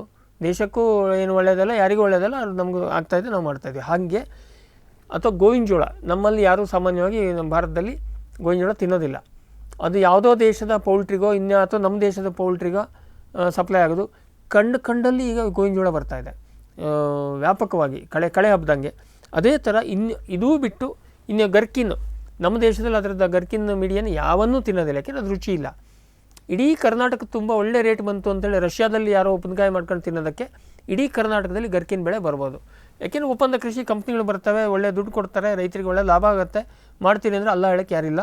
ಹಾಗಾಗಿ ಈ ಮೊನೋಕ್ರಾಪಿಂಗ್ ಏಕಬೆಳೆ ಪರಿಸ್ಥಿತಿ ಇನ್ನೂ ಕೈ ಮೀರ್ಬೋದು, ಆಯಿತಾ. ಆಮೇಲೆ ಅಥವಾ ನಾವು ತಿನ್ನೋಕ್ಕೆ ನೋಡದೇ ಆದಂಥ ಯಾವುದೋ ದೇಶದ ಬೆಳೆ ಬಂದು ಮೆಕಡೇಮಿಯಾ ಬಂದು ಇಡೀ ಕರ್ನಾಟಕ ತುಂಬ್ಕೋಬೋದು. ಏನಕ್ಕೆ ಅಂದರೆ ದುಡ್ಡಾಗುತ್ತೆ. ಅದನ್ನ ತೊಗೊಳ್ಳೋರು ಕಂಪ್ನಿ ರೆಡಿ ಇದ್ದಾರೆ, ಟೆಕ್ನಾಲಜಿ ಕೊಡ್ತಾರೆ, ದುಡ್ಡು ಕೊಡ್ತಾರೆ, ಗೊಬ್ಬರ ಕೊಡ್ತಾರೆ, ಬೀಜ ಕೊಡ್ತಾರೆ, ನಾವು ಬೆಳೆಸ್ತೀವಿ. ಈ ಸಮಸ್ಯೆ ಬರ್ಬೋದು. ಆಮೇಲೆ ರೈತರ ಉತ್ಪನ್ನಗಳನ್ನು ಹೊರಗೆ ಮಾರಾಟ ಮಾಡುವುದರಿಂದ ಮಾರಾಟ ಸಹಕಾರಿ ಸಂಘಗಳ ಅಸ್ತಿತ್ವಕ್ಕೆ ಧಕ್ಕೆ ಬರಬಹುದು. ಹಿಂದೆಲ್ಲ ಇತ್ತು, ಸಹಕಾರಿ ಸಂಘಗಳು ಇರಿದಾಗ ಪ್ರೈವೇಟ್ನವರು ಮನೆ ಬಾಗಿಲಿಗೆ ಹೋಗಿ ಖರೀದಿ ಮಾಡ್ತಿದ್ರು. ಅದನ್ನು ಆಮೇಲೆ APMC ಕಾಯ್ದೆ ಬಂದ ಮೇಲೆ ಕಟ್ ಮಾಡಿದರು. ಈಗ ಮತ್ತೆ ಸುತ್ತಾಕಿ ಬೇರೆ ರೀತಿಯಲ್ಲಿ ಬರ್ತಾ ಇದೆ. ಅದರಿಂದ ವ್ಯವಸ್ಥಿತವಾಗಿ ನಡೀತಾ ಇರುವಂಥ ಸಹಕಾರಿ ಸಂಘಗಳು ಈ ಮಲೆನಾಡು ಭಾಗದಲ್ಲಿ ಮತ್ತು ಕರಾವಳಿ ಭಾಗದಲ್ಲಿ ಸಹಕಾರಿ ಸಂಘಗಳು ತುಂಬ ಚೆನ್ನಾಗಿದೆ. ಅವು ರೈತನ ಅಂಥ ಆಪತ್ಕಾಲದಲ್ಲಿ ಹಿಡಿದು ನಿಲ್ಲಿಸಿದ್ದಾವೆ. ಅಲ್ಲೇನಾಗುತ್ತೆ, ಈಗ 10 ರೂಪಾಯಿ ಹೆಚ್ಚಿಗೆ ಕೊಡ್ತಾರೆ ಪ್ರೈವೇಟ್ ಕಂಪ್ನಿನವರು ಅಂತೇಳಿ ಮನೆ ಬಾಗಿಲಿಗೆ ವ್ಯಾಪಾರ ಆದರೆ, ಅಥವಾ ಅವ್ರ ಜೊತೆಗೆ ಒಪ್ಪಂದ ಮಾಡ್ಕೊಬಿಟ್ರೆ ಕೋಆಪರೇಟಿವ್ ಸೊಸೈಟಿಗಳು ಮುಳುಗಬಹುದು. ಏನಕ್ಕೆ ಅಂದರೆ ಈ ಅವಕಾಶ ಅಲ್ಲಿಗೆ ಅದು ಓಕೆ, ಅದರಲ್ಲೂ ಅವರು ಸೇರ್ಕೊಳ್ಳೋಕ್ಕೆ ಅವಕಾಶ ಇದೆ. ಬಟ್ ಸಂಘ ಸಂಸ್ಥೆಗಳ ಇದು ಆಗ್ಬೋದು. ರೈತರು ಕಾಲಕ್ರಮೇಣ ಖಾಸಗಿ ಕಂಪನಿಗಳ ಸಾಲದ ಸುಳಿಗೆ ಸಿಲುಕಬಹುದು. ನೋಡಿ, ಇದು ಸಾಧ್ಯತೆ, ಎಲ್ಲ ಸಾಧ್ಯತೆಗಳಿದೆ. ಈಗ ಅಮೆಝಾನು, ಈಗೇನು ರಿಟೇಲ್ ಮಾರ್ಕೆಟ್ನವ್ರು ಇದ್ದಾರೆ, ಅಥವಾ ರಿಲಯನ್ಸ್, ಇವ್ರ ಹತ್ರ ಸಿಕ್ಕಾಬಟ್ಟೆ ದುಡ್ಡಿದೆ. ಒಂದು ರಾಜ್ಯ ಸರ್ಕಾರಕ್ಕಿಂತ ಹೆಚ್ಚಿನ ದುಡ್ಡು ಅಮೇರಿಕದಲ್ಲಂತೂ ಕೆಲವು ಕಂಪ್ನಿಗಳ ಹತ್ರ, ಅವರ ಅಮೇರಿಕ ಸರ್ಕಾರಕ್ಕಿಂತ ಹೆಚ್ಚಿಗೆ ದುಡ್ಡು ಆ್ಯಪಲ್ ಕಂಪ್ನಿಯಲ್ಲಿದೆ. ಇಂಟರ್ನ್ಯಾಷನಲಿ ಅವರಿಗೆ ದುಡ್ಡಿನ ಲಭ್ಯತೆ ಇದೆ. ಅಂತಾರಾಷ್ಟ್ರೀಯವಾಗಿ ಸಾಲದ ಬಡ್ಡಿ ಹೆಚ್ಚಂದರೆ 2-3% ಇದೆ ವರ್ಷಕ್ಕೆ, ತಿಂಗಳಿಗಲ್ಲ, ನೆನ್ಪಿಟ್ಕೊಳ್ಳಿ. ನಮ್ಮಲ್ಲಿ 2% ತಿಂಗಳಿಗೆ, ವರ್ಷಕ್ಕೆ. ಅವ್ರ ಹತ್ರ ಭಾಳ ದುಡ್ಡಿದೆ. ನಂಗೆ ಕೆಲವು ಕಂಪ್ನಿಗಳ ಇದು ಗೊತ್ತು, ಆದರೆ ಅದನ್ನು ಬಾಯ್ಬಿಟ್ಟು ಹೇಳೋದಿಲ್ಲ. ಸೊ ಏನಾಗುತ್ತೆ ಕೇಳಿದರೆ, ಆ ಕಂಪ್ನಿಗಳು ಬರೀ ಇದೊಂದೆಲ್ಲ ಗ್ಯಾರಂಟಿ ವಾಪಸ್ ಬರುತ್ತೆ ಅಂತ ಗೊತ್ತಿದ್ದರೆ ನಿಮಗೆ ವಾರ್ಷಿಕ 2% 3% ಬಡ್ಡಿಯಲ್ಲಿ ಸಾಲ ಕೊಡಬಹುದು. ಅದು ಖಂಡಿತವಾಗಿ ಒಳ್ಳೆಯದಾಗುತ್ತೆ. ಯಾಕೆ ನಮಗೆ ಈಗ ಯಾವುದೇ ಸಂಘ ಸಂಸ್ಥೆಗಳಲ್ಲಿ ನಾರ್ಮಲ್ ಸಾಲ 12-14% ಇದೆ. ಅದೇನೋ ರೈತರಿಗೆ ಡಿಸ್ಕೌಂಟಲ್ಲಿ 3% ಎಲ್ಲ ಕೊಡ್ತಾರೆ. ಅದು ಹೆಚ್ಚಿನ ಇದು ಕೊಡೋದಿಲ್ಲ, ಅದು ಹೆಚ್ಚಿನ ವಾಲ್ಯೂಮ್ ಸಿಗೋದಿಲ್ಲ. ಸೊ ಇವರು ಭಾಳ ಕಡಿಮೆ ಸಾಲ ಕೊಡ್ಬೋದು. ಆದರೆ ಒಟ್ಟಾರೆ ಆ ಸಾಲದ ಚಕ್ರ, ಅವರೇ ದುಡ್ಡು ಕೊಡ್ತಾರೆ, ಅವರೇ ಬೆಳೆ ತಗೋತಾರೆ, ಅವರೇ ಕೊಡ್ತಾರೆ, ಅವರೇ ತಂತ್ರಜ್ಞಾನ ಕೊಡ್ತಾರೆ, ಅವರೇ ಗೊಬ್ಬರ ತಂದು ಕೊಡ್ತಾರೆ. ಲಾಂಗ್ ರನ್ನಲ್ಲಿ ಇವರೆಲ್ಲ ಅದಕ್ಕೆ ಆ ಸುಳಿಗೆ ಸಿಕ್ಕೊಂಡು ಬಿರುವ ಎಲ್ಲ ಸಾಧ್ಯತೆಗಳಿದೆ ಒಟ್ಟಾರೆ. ಆದರೆ ನನ್ನ ಅಭಿಪ್ರಾಯದಲ್ಲಿ ಏನು ಕೇಳಿದರೆ, ಇದಕ್ಕೊಂದು ಕೃಷಿ ಕ್ಷೇತ್ರ ನಂತರ ನಿಂತ ನೀರಾಗಿದೆ. ಇಲ್ಲೇ ಸುತ್ತಾಗ್ತಾ ಇದ್ದೀವಿ, APMC ಅಲ್ಲೆಲ್ಲ ರೌಂಡ್ ಹೊಡಿತಾ ಇದ್ದೀವಿ. ಇದೊಂದು ಅದ್ಭುತವಾಗಿ ಇದು ಒಂದು ಬದಲಾವಣೆ ಬರೋದಕ್ಕೆ ಅವಕಾಶ ಇದೆ. ಆ ಬದಲಾವಣೆ ತರುವ ಶಕ್ತಿ ಒಂದು ಈ ಕಾಯ್ದೆಗಿದೆ. ಕಾಯ್ದೆ ಜಾರಿಯಾದಾಗ ಏನಾದರೂ ಅನಾನುಕೂಲ ಕಂಡು ಬಂದರೆ ಅದನ್ನು ತಿದ್ದುಪಡಿ ತರುವಂಥ ಅವಕಾಶ ಇದ್ದೇ ಇದೆ. ಸಾಮಾನ್ಯ ಎಲ್ಲ ಕಾಯ್ದೆಲ್ಲ ಹಂಗಾಗತ್ತೆ. ಇವರೇನೋ ಒಳ್ಳೆಯ ಉದ್ದೇಶಕ್ಕೆ ಮಾಡ್ತಾರೆ, ಅದನ್ನ ಆಮೇಲೆ ಬದಲಾವಣೆ ತರೋಕ್ಕೆ ಅವಕಾಶ ಇದೆ. ನೋಡಿ, ದಿವಾಳಿ ಕಾಯ್ದೆ ತಂದು ಒಂದು 6 ತಿಂಗಳಲ್ಲಿ ಅದಕ್ಕೆ ಮತ್ತೆ ಬದಲಾವಣೆ ತಂದರು. ಇನ್ಸಾಲ್ವೆನ್ಸಿ ಆ್ಯಕ್ಟ್ ಕೇಂದ್ರ ಸರ್ಕಾರ. ಏನಕ್ಕೆ ಅಂದರೆ ಇವತ್ತು ನನ್ನೊಂದು ಕಂಪ್ನಿ ಇದೆ, ನಾನೇ ಅದನ್ನು ದಿವಾಳಿ ಘೋಷಣೆ ಮಾಡೋದು, ಆಮೇಲೆ ಅದು ಕಂಪ್ನಿ ಹರಾಜಿಗೆ ಬರುತ್ತೆ, ಅದು ಪಬ್ಲಿಕ್ ಮನಿ ಎಲ್ಲ ಹೋಗ್ತದೆ, ಹರಾಜಿಗೆ ಬರ್ತದೆ. ಆವಾಗ ನಾನೇ ನನ್ನ ಹೆಂಡತಿ ಮಕ್ಕಳ ಹೆಸರಿನಲ್ಲಿ, ನನ್ನ ಮಾವ ಬೀಗರ ಹೆಸರಿನಲ್ಲಿ ಹಿಂದಗಡೆಯಿಂದ ಬಂದು ಖರೀದಿ ಮಾಡೋದು ಮಾಡ್ತಾಯಿದ್ರು. ತಕ್ಷಣ ತಂದು ಅವರು ಯಾವ ರಿಲೇಟಿವ್ಸ್ ಕೂಡ ಹರಾಜಿನಲ್ಲಿ ಭಾಗವಹಿಸಬಾರ್ದು. ಕಾಯ್ದೆ 6 ತಿಂಗಳಲ್ಲಿ ತಂದರು, ಬದಲಾವಣೆ ತಂದರು. ಹಾಗೆಯೇ ಇಲ್ಲಿ ಏನಾದರೂ ದುರ್ಬಳಕೆ ಆದರೆ, ಯಾವುದೇ ಸೆಕ್ಷನ್ ದುರ್ಬಳಕೆ ಆದರೆ ಖಂಡಿತವಾಗಿ ತರಕ್ಕೆ ಅವಕಾಶ ಇದೆ, ಸರ್ಕಾರ ತಂದೆ ತರುತ್ತೆ. ಆಮೇಲೆ 1992 ನಂತರ ಇದರೆಲ್ಲ ಅವಕಾಶ ಎಲ್ಲ ಕ್ಷೇತ್ರಗಳಿಗೆ ಫ್ರೀಡಮ್ ಕೊಟ್ಟರು. ನಿಮ್ಮದು ಉತ್ಪನ್ನ ನೀವು ಏನಾಕಾರು ಮಾರಿ, ಎಲ್ಲಿ ಬೇಕಾದ್ರೂ ಮಾರಿ, ಎಷ್ಟಕ್ಕೆ ಬೇಕಾದ್ರೂ ಮಾರಿ ಹೇಳೋಂಥ ಸ್ವಾತಂತ್ರ್ಯವನ್ನು 92 ನಂತರ ಬೇರೆ ಎಲ್ಲ ಕ್ಷೇತ್ರಗಳಿಗೆ ಕೊಟ್ಟರು. ಆದರೆ ಕೃಷಿ ಕೊಟ್ಟಿರಲಿಲ್ಲ. ಆ ಅವಕಾಶ ಇಲ್ಲಿ ಸಿಗ್ತಾಯಿದೆ. ಹಾಗಾಗಿ ಸರ್ಕಾರದ ಪ್ರಾಮಾಣಿಕ ಉದ್ದೇಶ ನಿಜವಾದ ರೈತರು ಬೆಂಬಲ. ಇದು ಮೇಲ್ನೋಟಕ್ಕೆ ಯಾವುದೇ ರೀತಿಯಲ್ಲಿ ನೋಡಿದರೂ ಸರ್ಕಾರದ ಉದ್ದೇಶ ಇದು ಪ್ರಾಮಾಣಿಕವಾಗಿದೆ, ರೈತರ ಪರವಾಗಿದೆ. ಖಂಡಿತವಾಗಿ ಹೇಳ್ತೀನಿ, ರೈತರ ಪರವಾಗಿದೆ. ಆದರೆ ಈ ಹೋರಾಟಕ್ಕೆ ಕುಮ್ಮಕ್ಕು ಕೊಡ್ತಾ ಇರೋರಿಗೆ ವಿರುದ್ಧವಾಗಿದೆ. ಅವ್ರದ್ದು ಕಮಿಷನ್ನು ಕಟ್ಟಾಗ್ತಾ ಇದೆ. ಅವರ ಹಕ್ಕು, ಅವರ ಗ್ರಿಪ್ಪು, APMC ಮತ್ತು ವರ್ತಕರ ಗ್ರಿಪ್ಪು ಇದರಿಂದ ಹೋಗ್ತಾ ಇದೆ. ಅದಕ್ಕೆ ಆಮೇಲೆ ಹಾಗಾಗಿ ಇವರು ಯಾವುದೇ ನಿರ್ದಿಷ್ಟವಾಗಿ ಏನು ಸಮಸ್ಯೆ ಹೇಳದೇ ಹೋರಾಟ ಮಾಡಿಸ್ತಾ ಇದ್ದಾರೆ ಹಿನ್ನೆಲೆಯಲ್ಲಿ ನಿಂತು. ಆಮೇಲೆ ಒಂದಕ್ಕೂ ನೋಡಿ, ಇವರು APMCಲಿ ಗೊತ್ತಿದ್ದವ್ರಿಗೆ ಗೊತ್ತು, ರಿಸಿಟ್ ಕೊಡ್ತಿರಲಿಲ್ಲ. ಆಯಿತಾ, ನೀವೇನು ಹೋರಾಟ ಮಾಡ್ತೀರಿ ರಿಸಿಟ್ ಇಲ್ಲದೇ? ಅವು ಕೊಟ್ಟಿದ್ದಕ್ಕೆ ತಿರುಗಿ ಬಿದ್ದರೆ ಏನಿಲ್ಲ. ಆಮೇಲೆ ದುಡ್ಡು ಕೊಡೋದಕ್ಕೆ ಸತಾಯಿಸಿ ಇವೆಲ್ಲ ಇತ್ತು. ಇವೆಲ್ಲ ಈಗ ಆಯಿತು. ಹಾಗಾದ್ರೆ ಈ ಕಂಪ್ನಿಗಳು ಮಾಡೋದಿಲ್ವಾ? ಇಲ್ಲಿ ಒಂದು ಸಮಸ್ಯೆ, ಒಂದು ವಿಶೇಷ ಹೇಳ್ತೀನಿ, ನೀವು ಪ್ರಾಮಾಣಿಕ ವಿಚಾರ ಮಾಡೋದ್ರಿಗೆ ಗೊತ್ತು. ಈಗ ಒಂದು ರಿಲಯನ್ಸ್ ಕಂಪ್ನಿ ಬಂತು, ಅಥವಾ ಇನ್ನೊಂದು ಇದು ಬಂತು, ಅಮೆಜಾನ್ ಬಂತು ಅಂತ ಇಟ್ಕೊಳ್ಳಿ. ಅವರಲ್ಲಿ ಯಾರು ವೈಯಕ್ತಿಕವಾಗಿ ವ್ಯವಹಾರ ಮಾಡೋದಿಲ್ಲ, ಎಲ್ಲ ಕಂಪ್ನಿ ಆಫೀಸರ್ಸ್ ಇರ್ತಾರೆ ಲಾಸ್ಟ್ ಹಂತದವರೆಗೂ. ಈಗಾಗಲೇ ಈಗ ಉಡಾನ್ ಅಂತ B2B ಇ-ಕಾಮರ್ಸ್ ಇರ್ಬೋದು, ಎಲ್ಲ ಪಕ್ಕ ಬಿಲ್ ಮಾಡ್ತಾರೆ. ಅವ್ರು ಎಂದೂ ಇದನ್ನು ತಪ್ಸೋಕ್ಕೆ ಹೋಗೋದಿಲ್ಲ, ಏನು ಬಿಲ್ ತಪ್ಸೋದಿಲ್ಲ. ಈ ಕಾರಣ ಏನು ಕೇಳಿದರೆ, ಬಿಲ್ ತಪ್ಪಿಸಿದರೆ ಅಲ್ಲಿದ್ದವನೇ ಹೊಡೆದು ಬಿಡ್ತಾನೆ, ಕಂಪ್ನಿಗೆ ಅದು ಬರೋದೇ ಇಲ್ಲ. ಹಾಗಾಗಿ ಎಲ್ಲ ಬಿಲ್ ಟು ಬಿಲ್ ವ್ಯವಹಾರ ಮಾಡ್ತಾರೆ. ಆವಾಗ ಏನಾಗುತ್ತೆ ಕೇಳಿದರೆ, ಸರ್ಕಾರಕ್ಕೆ ಬರುವಂಥ ಇದು ಬರುತ್ತೆ, ಏನು ಟ್ಯಾಕ್ಸ್ಗಳು ಸಂಬಂಧಪಟ್ಟಿದ್ದು ಬಂದೇ ಬರುತ್ತೆ. ಜೊತೆಗೆ ಎಲ್ಲದಕ್ಕೂ ಒಂದು ರೆಫರೆನ್ಸ್ ಉಳಿತದೆ. ನಾವು ಮುಂದೇನಾದ್ರು ಅವ್ರ ಮೇಲೆ ಕ್ಲೇಮ್ ಮಾಡಬೇಕು ಅಂದರೆ ನಮ್ಮ ಹತ್ರ ದಾಖಲೆ ಇರುತ್ತೆ. ಅದೇ ಇವತ್ತಿನ APMCಲಿ ಎಷ್ಟಕ್ಕೆ ಬಿಲ್ ಹಾಕ್ತಾರೆ, ನಿಮಗೆ ಎಷ್ಟಕ್ಕೆ ಬಿಲ್ ಕೊಟ್ಟಿದ್ದಾರೆ ಏನಾದ್ರು ಇದೆಯಾ? ಸಹಕಾರಿ ಸಂಘಗಳು ಮಾಡ್ತವೆ, ಬೇರೆಯವ್ರು ಮಾಡ್ತಾರಾ? 2 ನಂಬರ್ದಲ್ಲಿ ಮಾರಾಟ ಮಾಡ್ತಾರೆ.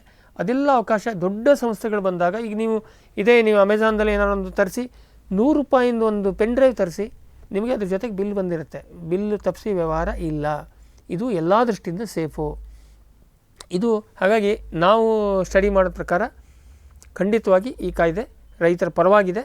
ಅದರಲ್ಲೇನೋ ವ್ಯತ್ಯಾಸಗಳಿದ್ದರೆ ಮುಂದೆ ಇಂಪ್ಲಿಮೆಂಟ್ ಮಾಡಿದಾಗ ಸಮಸ್ಯೆಗಳು ಬಂದರೆ ನಾವು ಸರ್ಕಾರದ ಗಮನಕ್ಕೆ ತಂದು ಆವಾಗ ಹೋರಾಟ ಮಾಡಿ ಅದನ್ನ ಬದಲಾವಣೆ ಮಾಡಿಸೋಣ ಅಗತ್ಯ ಬಿದ್ದರೆ. ಅದು ಬಿಟ್ಟು ಕಾಯ್ದೆಯನ್ನು ಸಾರಾಸಗಟಾಗಿ ವಾಪಸ್ ತಗೊಳ್ಳಿ ಅಂತ ಹೇಳೋದು ಯಾವುದೇ ಒಂದು ಪ್ರಜಾಪ್ರಭುತ್ವದ ದೇಶದಲ್ಲಿ ಮೆಜಾರಿಟಿ ಇರುವಂಥ ಸರ್ಕಾರ ನೀವು ಏನೇ ಬೊಂಬಡ ಹೊಡೆದ್ರೂ ಕೂಡ ಕಾಯ್ದೆ ಈಗ ತಿದ್ದುಪಡಿ ತನ್ನಿ ಅಂದರೆ ಮಾತಾಡ್ತಾರೆ. ಅದಕ್ಕೆ ನಾವು ಸಬಲವಾದ ಕಾರಣ ಕೊಟ್ಟರೆ ಮಾಡ್ತಾರೆ. ಅದು ಬಿಟ್ಟು ನೀವು ಕಾಯ್ದೆನೇ ಹಿಂದೆ ತೊಗೊಳ್ಳಿ, ಇಲ್ಲ ಅಲ್ಲಿವ್ರಿಗೆ ಹೋರಾಟ ಅಂದರೆ ಹೋರಾಟ ಮಾಡ್ಕೊಳ್ಳಿ ಅಂತ ಹೇಳ್ತಾರೆ. ಸುತ್ತಮುತ್ತ ಪೊಲೀಸರು ನಿಲ್ಲಿಸಿ ಕುಡಿಯೋಕ್ಕೆ ನೀರು ಕೊಟ್ಟು, ಬೇಕಾದ್ರೆ ತಿಂಡಿನೂ ಕೊಟ್ಟು, ಇಲ್ಲ ತಿಂಡಿ ವಿರೋಧ ಪಕ್ಷದವ್ರು ಕೊಡ್ತಾರೆ. ನಾವು ಸುಮ್ಮನೆ ಚಳಿಯಲ್ಲಿ ಕುತ್ಕೋತೀವಿ ಹೊರತು ಇದಿಲ್ಲ. ಇಲ್ಲಿ ಇದನ್ನು ವೀಕ್ಷಕರೇ, ನಾನು ಇದು ಒಂದೇ ಆಯಿತು ಸ್ವಾಭಾವಿಕವಾಗಿ. ಈ ಯಾರಿಗಾದರೂ ನಿಜವಾಗಿ, ಯಾಕೆ ನಾನು ಸಂಪೂರ್ಣ ಕಾಯ್ದೆ ಸ್ಟಡಿ ಮಾಡಿದ್ದೀನಿ, ಮತ್ತು ಯಾರು ಮಾಡಿರ್ಬೋದು. ಈಗ ನಾವೊಂದು 2-3 ಪಾಯಿಂಟ್ಸು 4 ಪಾಯಿಂಟ್ಸನ್ನು ನಾನು ಹೇಳಿದ್ದೀನಿ. ಇದು ಹೊರತಾಗಿ ಕಾಯ್ದೆಯ ಪ್ರಾಮಾಣಿಕವಾದಂಥ ಏನಾದ್ರು ನಿಮಗೆ ಇದರಲ್ಲಿ ಸಮಸ್ಯೆ ಇದೆ ಅಂತೇಳಿ ಹೇಳಿದರೆ ನಾನು ನಿಮ್ಮ ಜೊತೆಗೆ ಚರ್ಚೆಗೆ ರೆಡಿ ಇದ್ದೀನಿ. ಯಾಕೆಂದರೆ ನನಗಷ್ಟು ವಿಶ್ವಾಸ ಇದೆ. ಇನ್ನು ಸುಮ್ಮನೆ ಬ್ಲ್ಯಾಂಕ್ ಆಗಿ ಹೇಳೋದ್ರ ಬಗ್ಗೆ ತಲೆಕೆಡಿಸ್ಕೋಬೇಡಿ. ನನ್ನ ಒಂದೇ ಒಂದು ಸಲಹೆ ಏನಿದೆ ರೈತ ಬಾಂಧವರಿಗೆ, ಈಗ ಹಾರಾಟ ಮಾಡ್ತಾ ಇರೋದೆಲ್ಲ ಈ ಕಾಯ್ದೆ ವಿಷಯಕ್ಕೆ ಸಂಬಂಧಪಟ್ಟಂತೆ ಇದು ಅವರ ಉದ್ದೇಶ ಪ್ರಾಮಾಣಿಕ ಥರ ಕಾಣಿಸ್ತಾ ಇಲ್ಲ. ಅವ್ರು ಯಾರೂ ಈ ಪಾಯಿಂಟನ್ನು ಪಾಯಿಂಟ್ ಬೈ ಪಾಯಿಂಟು ಇದರಿಂದ ತೊಂದರೆ ಆಗ್ತಾ ಇದೆ ಅಂತ ಹೇಳೋಕ್ಕೆ ಯಾರೂ ರೆಡಿ ಇಲ್ಲ. ಹಾಗಾಗಿ ಆ ಹೋರಾಟಗಳನ್ನು ನಾವು ಬೆಂಬಲ ಮಾಡೋದವ್ರು ಬೇಡ. ಇದು ರೈತರಿಗೆ ಒಳ್ಳೆಯ ಕಾಯ್ದೆ ಇದೆ, ಇದರಿಂದ ಒಳ್ಳೆಯ ಅಭಿವೃದ್ಧಿ ಆಗತ್ತೆ ಅಂತ ಅಂದ್ಕೊಳ್ಳೋಣ. ಹಾಗಾಗಿ ಅವರ ಹೋರಾಟವನ್ನು ಮಾಡೋರನ್ನ ಅವರಷ್ಟಕ್ಕೆ ಅವ್ರು ಬಿಟ್ಬಿಡಿ. ಅದು ದಯವಿಟ್ಟು ಈ ಮಾಧ್ಯಮಗಳು ಅನ್ನದಾತನ ಹೋರಾಟ ಅಂತ ಹೇಳಬೇಡಿ. ಅದು ಕಬ್ಬು ಬೆಳೆಗಾರ ಸಂಘದ ಹೋರಾಟ, ಅದು ಅವರ ಸ್ವಾತಂತ್ರ್ಯ, ಅವರ ಹಕ್ಕು, ಅವರು ಹೋರಾಟ ಮಾಡಲಿ. ಇದು ಇನ್ನೊಂದು ರೈತ ಸಂಘದ ಹೋರಾಟ ಮಾಡಲಿ, ಇದು ದಲಿತ ಸಂಘರ್ಷ ಸಮಿತಿ ಹೋರಾಟ ಮಾಡಲಿ, ಅದ್ರ ಬಗ್ಗೆ ನಮ್ಮ ತಕರಾರಿಲ್ಲ. ಆದರೆ ಇದು ಸಂಪೂರ್ಣ ಇಡೀ ಕರ್ನಾಟಕದ ರೈತರು, ಭಾರತದ ರೈತರು ಬೀದಿಗೆ ಬಂದು ಹೋರಾಟ ಮಾಡ್ತಾ ಇದ್ದೀರಿ ಹೇಳುವಂಥ ರೆಟಾರಿಕ್ಕು, ಆ ಕಲ್ಪನೆ ಖಂಡಿತ, ಆ ಶಬ್ದ ಪ್ರಯೋಗ ಖಂಡಿತ ಬೇಡ. ಏನಕ್ಕೆಂದರೆ ಇದನ್ನು ಪ್ರಾಮಾಣಿಕವಾಗಿ ಓದೋದಂಥ ಯಾವುದೇ ರೈತರು ಹೋರಾಟಕ್ಕೆ ಬೆಂಬಲ ಕೊಡೋದಿಲ್ಲ. ಹಾಗಾಗಿ ಹೋರಾಟ ಮಾಡೋ ಆಸಕ್ತಿ ಇದ್ದವರು ಮಾಡ್ತಾ ಇದ್ದಾರೆ, ಅವರ ಉದ್ದೇಶ ಏನಾದ್ರು ಇರ್ಬೋದು, ಮಾಡಲಿ, ಅವ್ರ ಸ್ವಾತಂತ್ರ್ಯ, ಅವ್ರ ಹಕ್ಕು. ನಮಗೆ ಅದರ ಅದರ ಗೊಡವೆ ಬೇಡ, ಅಥವಾ ಮಾಡಬೇಡಿ ಅಂತ ಹೇಳೋಕ್ಕೆ ನಾವು ಯಾರು ನೀವ್ಯಾರು. ಆದರೆ ಎಲ್ಲ ಸಂಪೂರ್ಣ ರೈತರು ಇದ್ದಾರೆ ಅಂತ ಹೇಳೋದ ಅಂತ ಕಲ್ಪನೆ ಬೇಡ, ಖಂಡಿತವಾಗಿ ಇಲ್ಲ ಇಲ್ಲ ಇಲ್ಲ. ಕಾಯ್ದೆ ಚೆನ್ನಾಗಿದೆ, ಇದನ್ನು ಸದ್ಬಳಕೆ ಮಾಡಿಕೊಂಡು ಕೃಷಿಯಲ್ಲಿ ಅಭಿವೃದ್ಧಿಯನ್ನು ಸಾಧಿಸೋಣ ಅಂತೇಳಿ ಹೇಳ್ತಾ ಈ ಕಂತನ್ನು ಮುಗಿಸ್ತಾ ಇದ್ದೀನಿ. ಸ್ವಲ್ಪ ಉದ್ದ ಆಯಿತು, ಬಟ್ ವಿವರವಾಗಿ ಕೊಡೋದು ನನಗೆ ಕರ್ತವ್ಯ, ಕೊಡುವ ಅನಿವಾರ್ಯತೆ, ಹಾಗಾಗಿ ಕೊಟ್ಟಿದ್ದೀನಿ. ಕಾರ್ಯಕ್ರಮ ನೋಡಿದಂಥ ನಿಮಗೂ ಕೂಡ ಧನ್ಯವಾದಗಳು. ನಮಸ್ಕಾರ.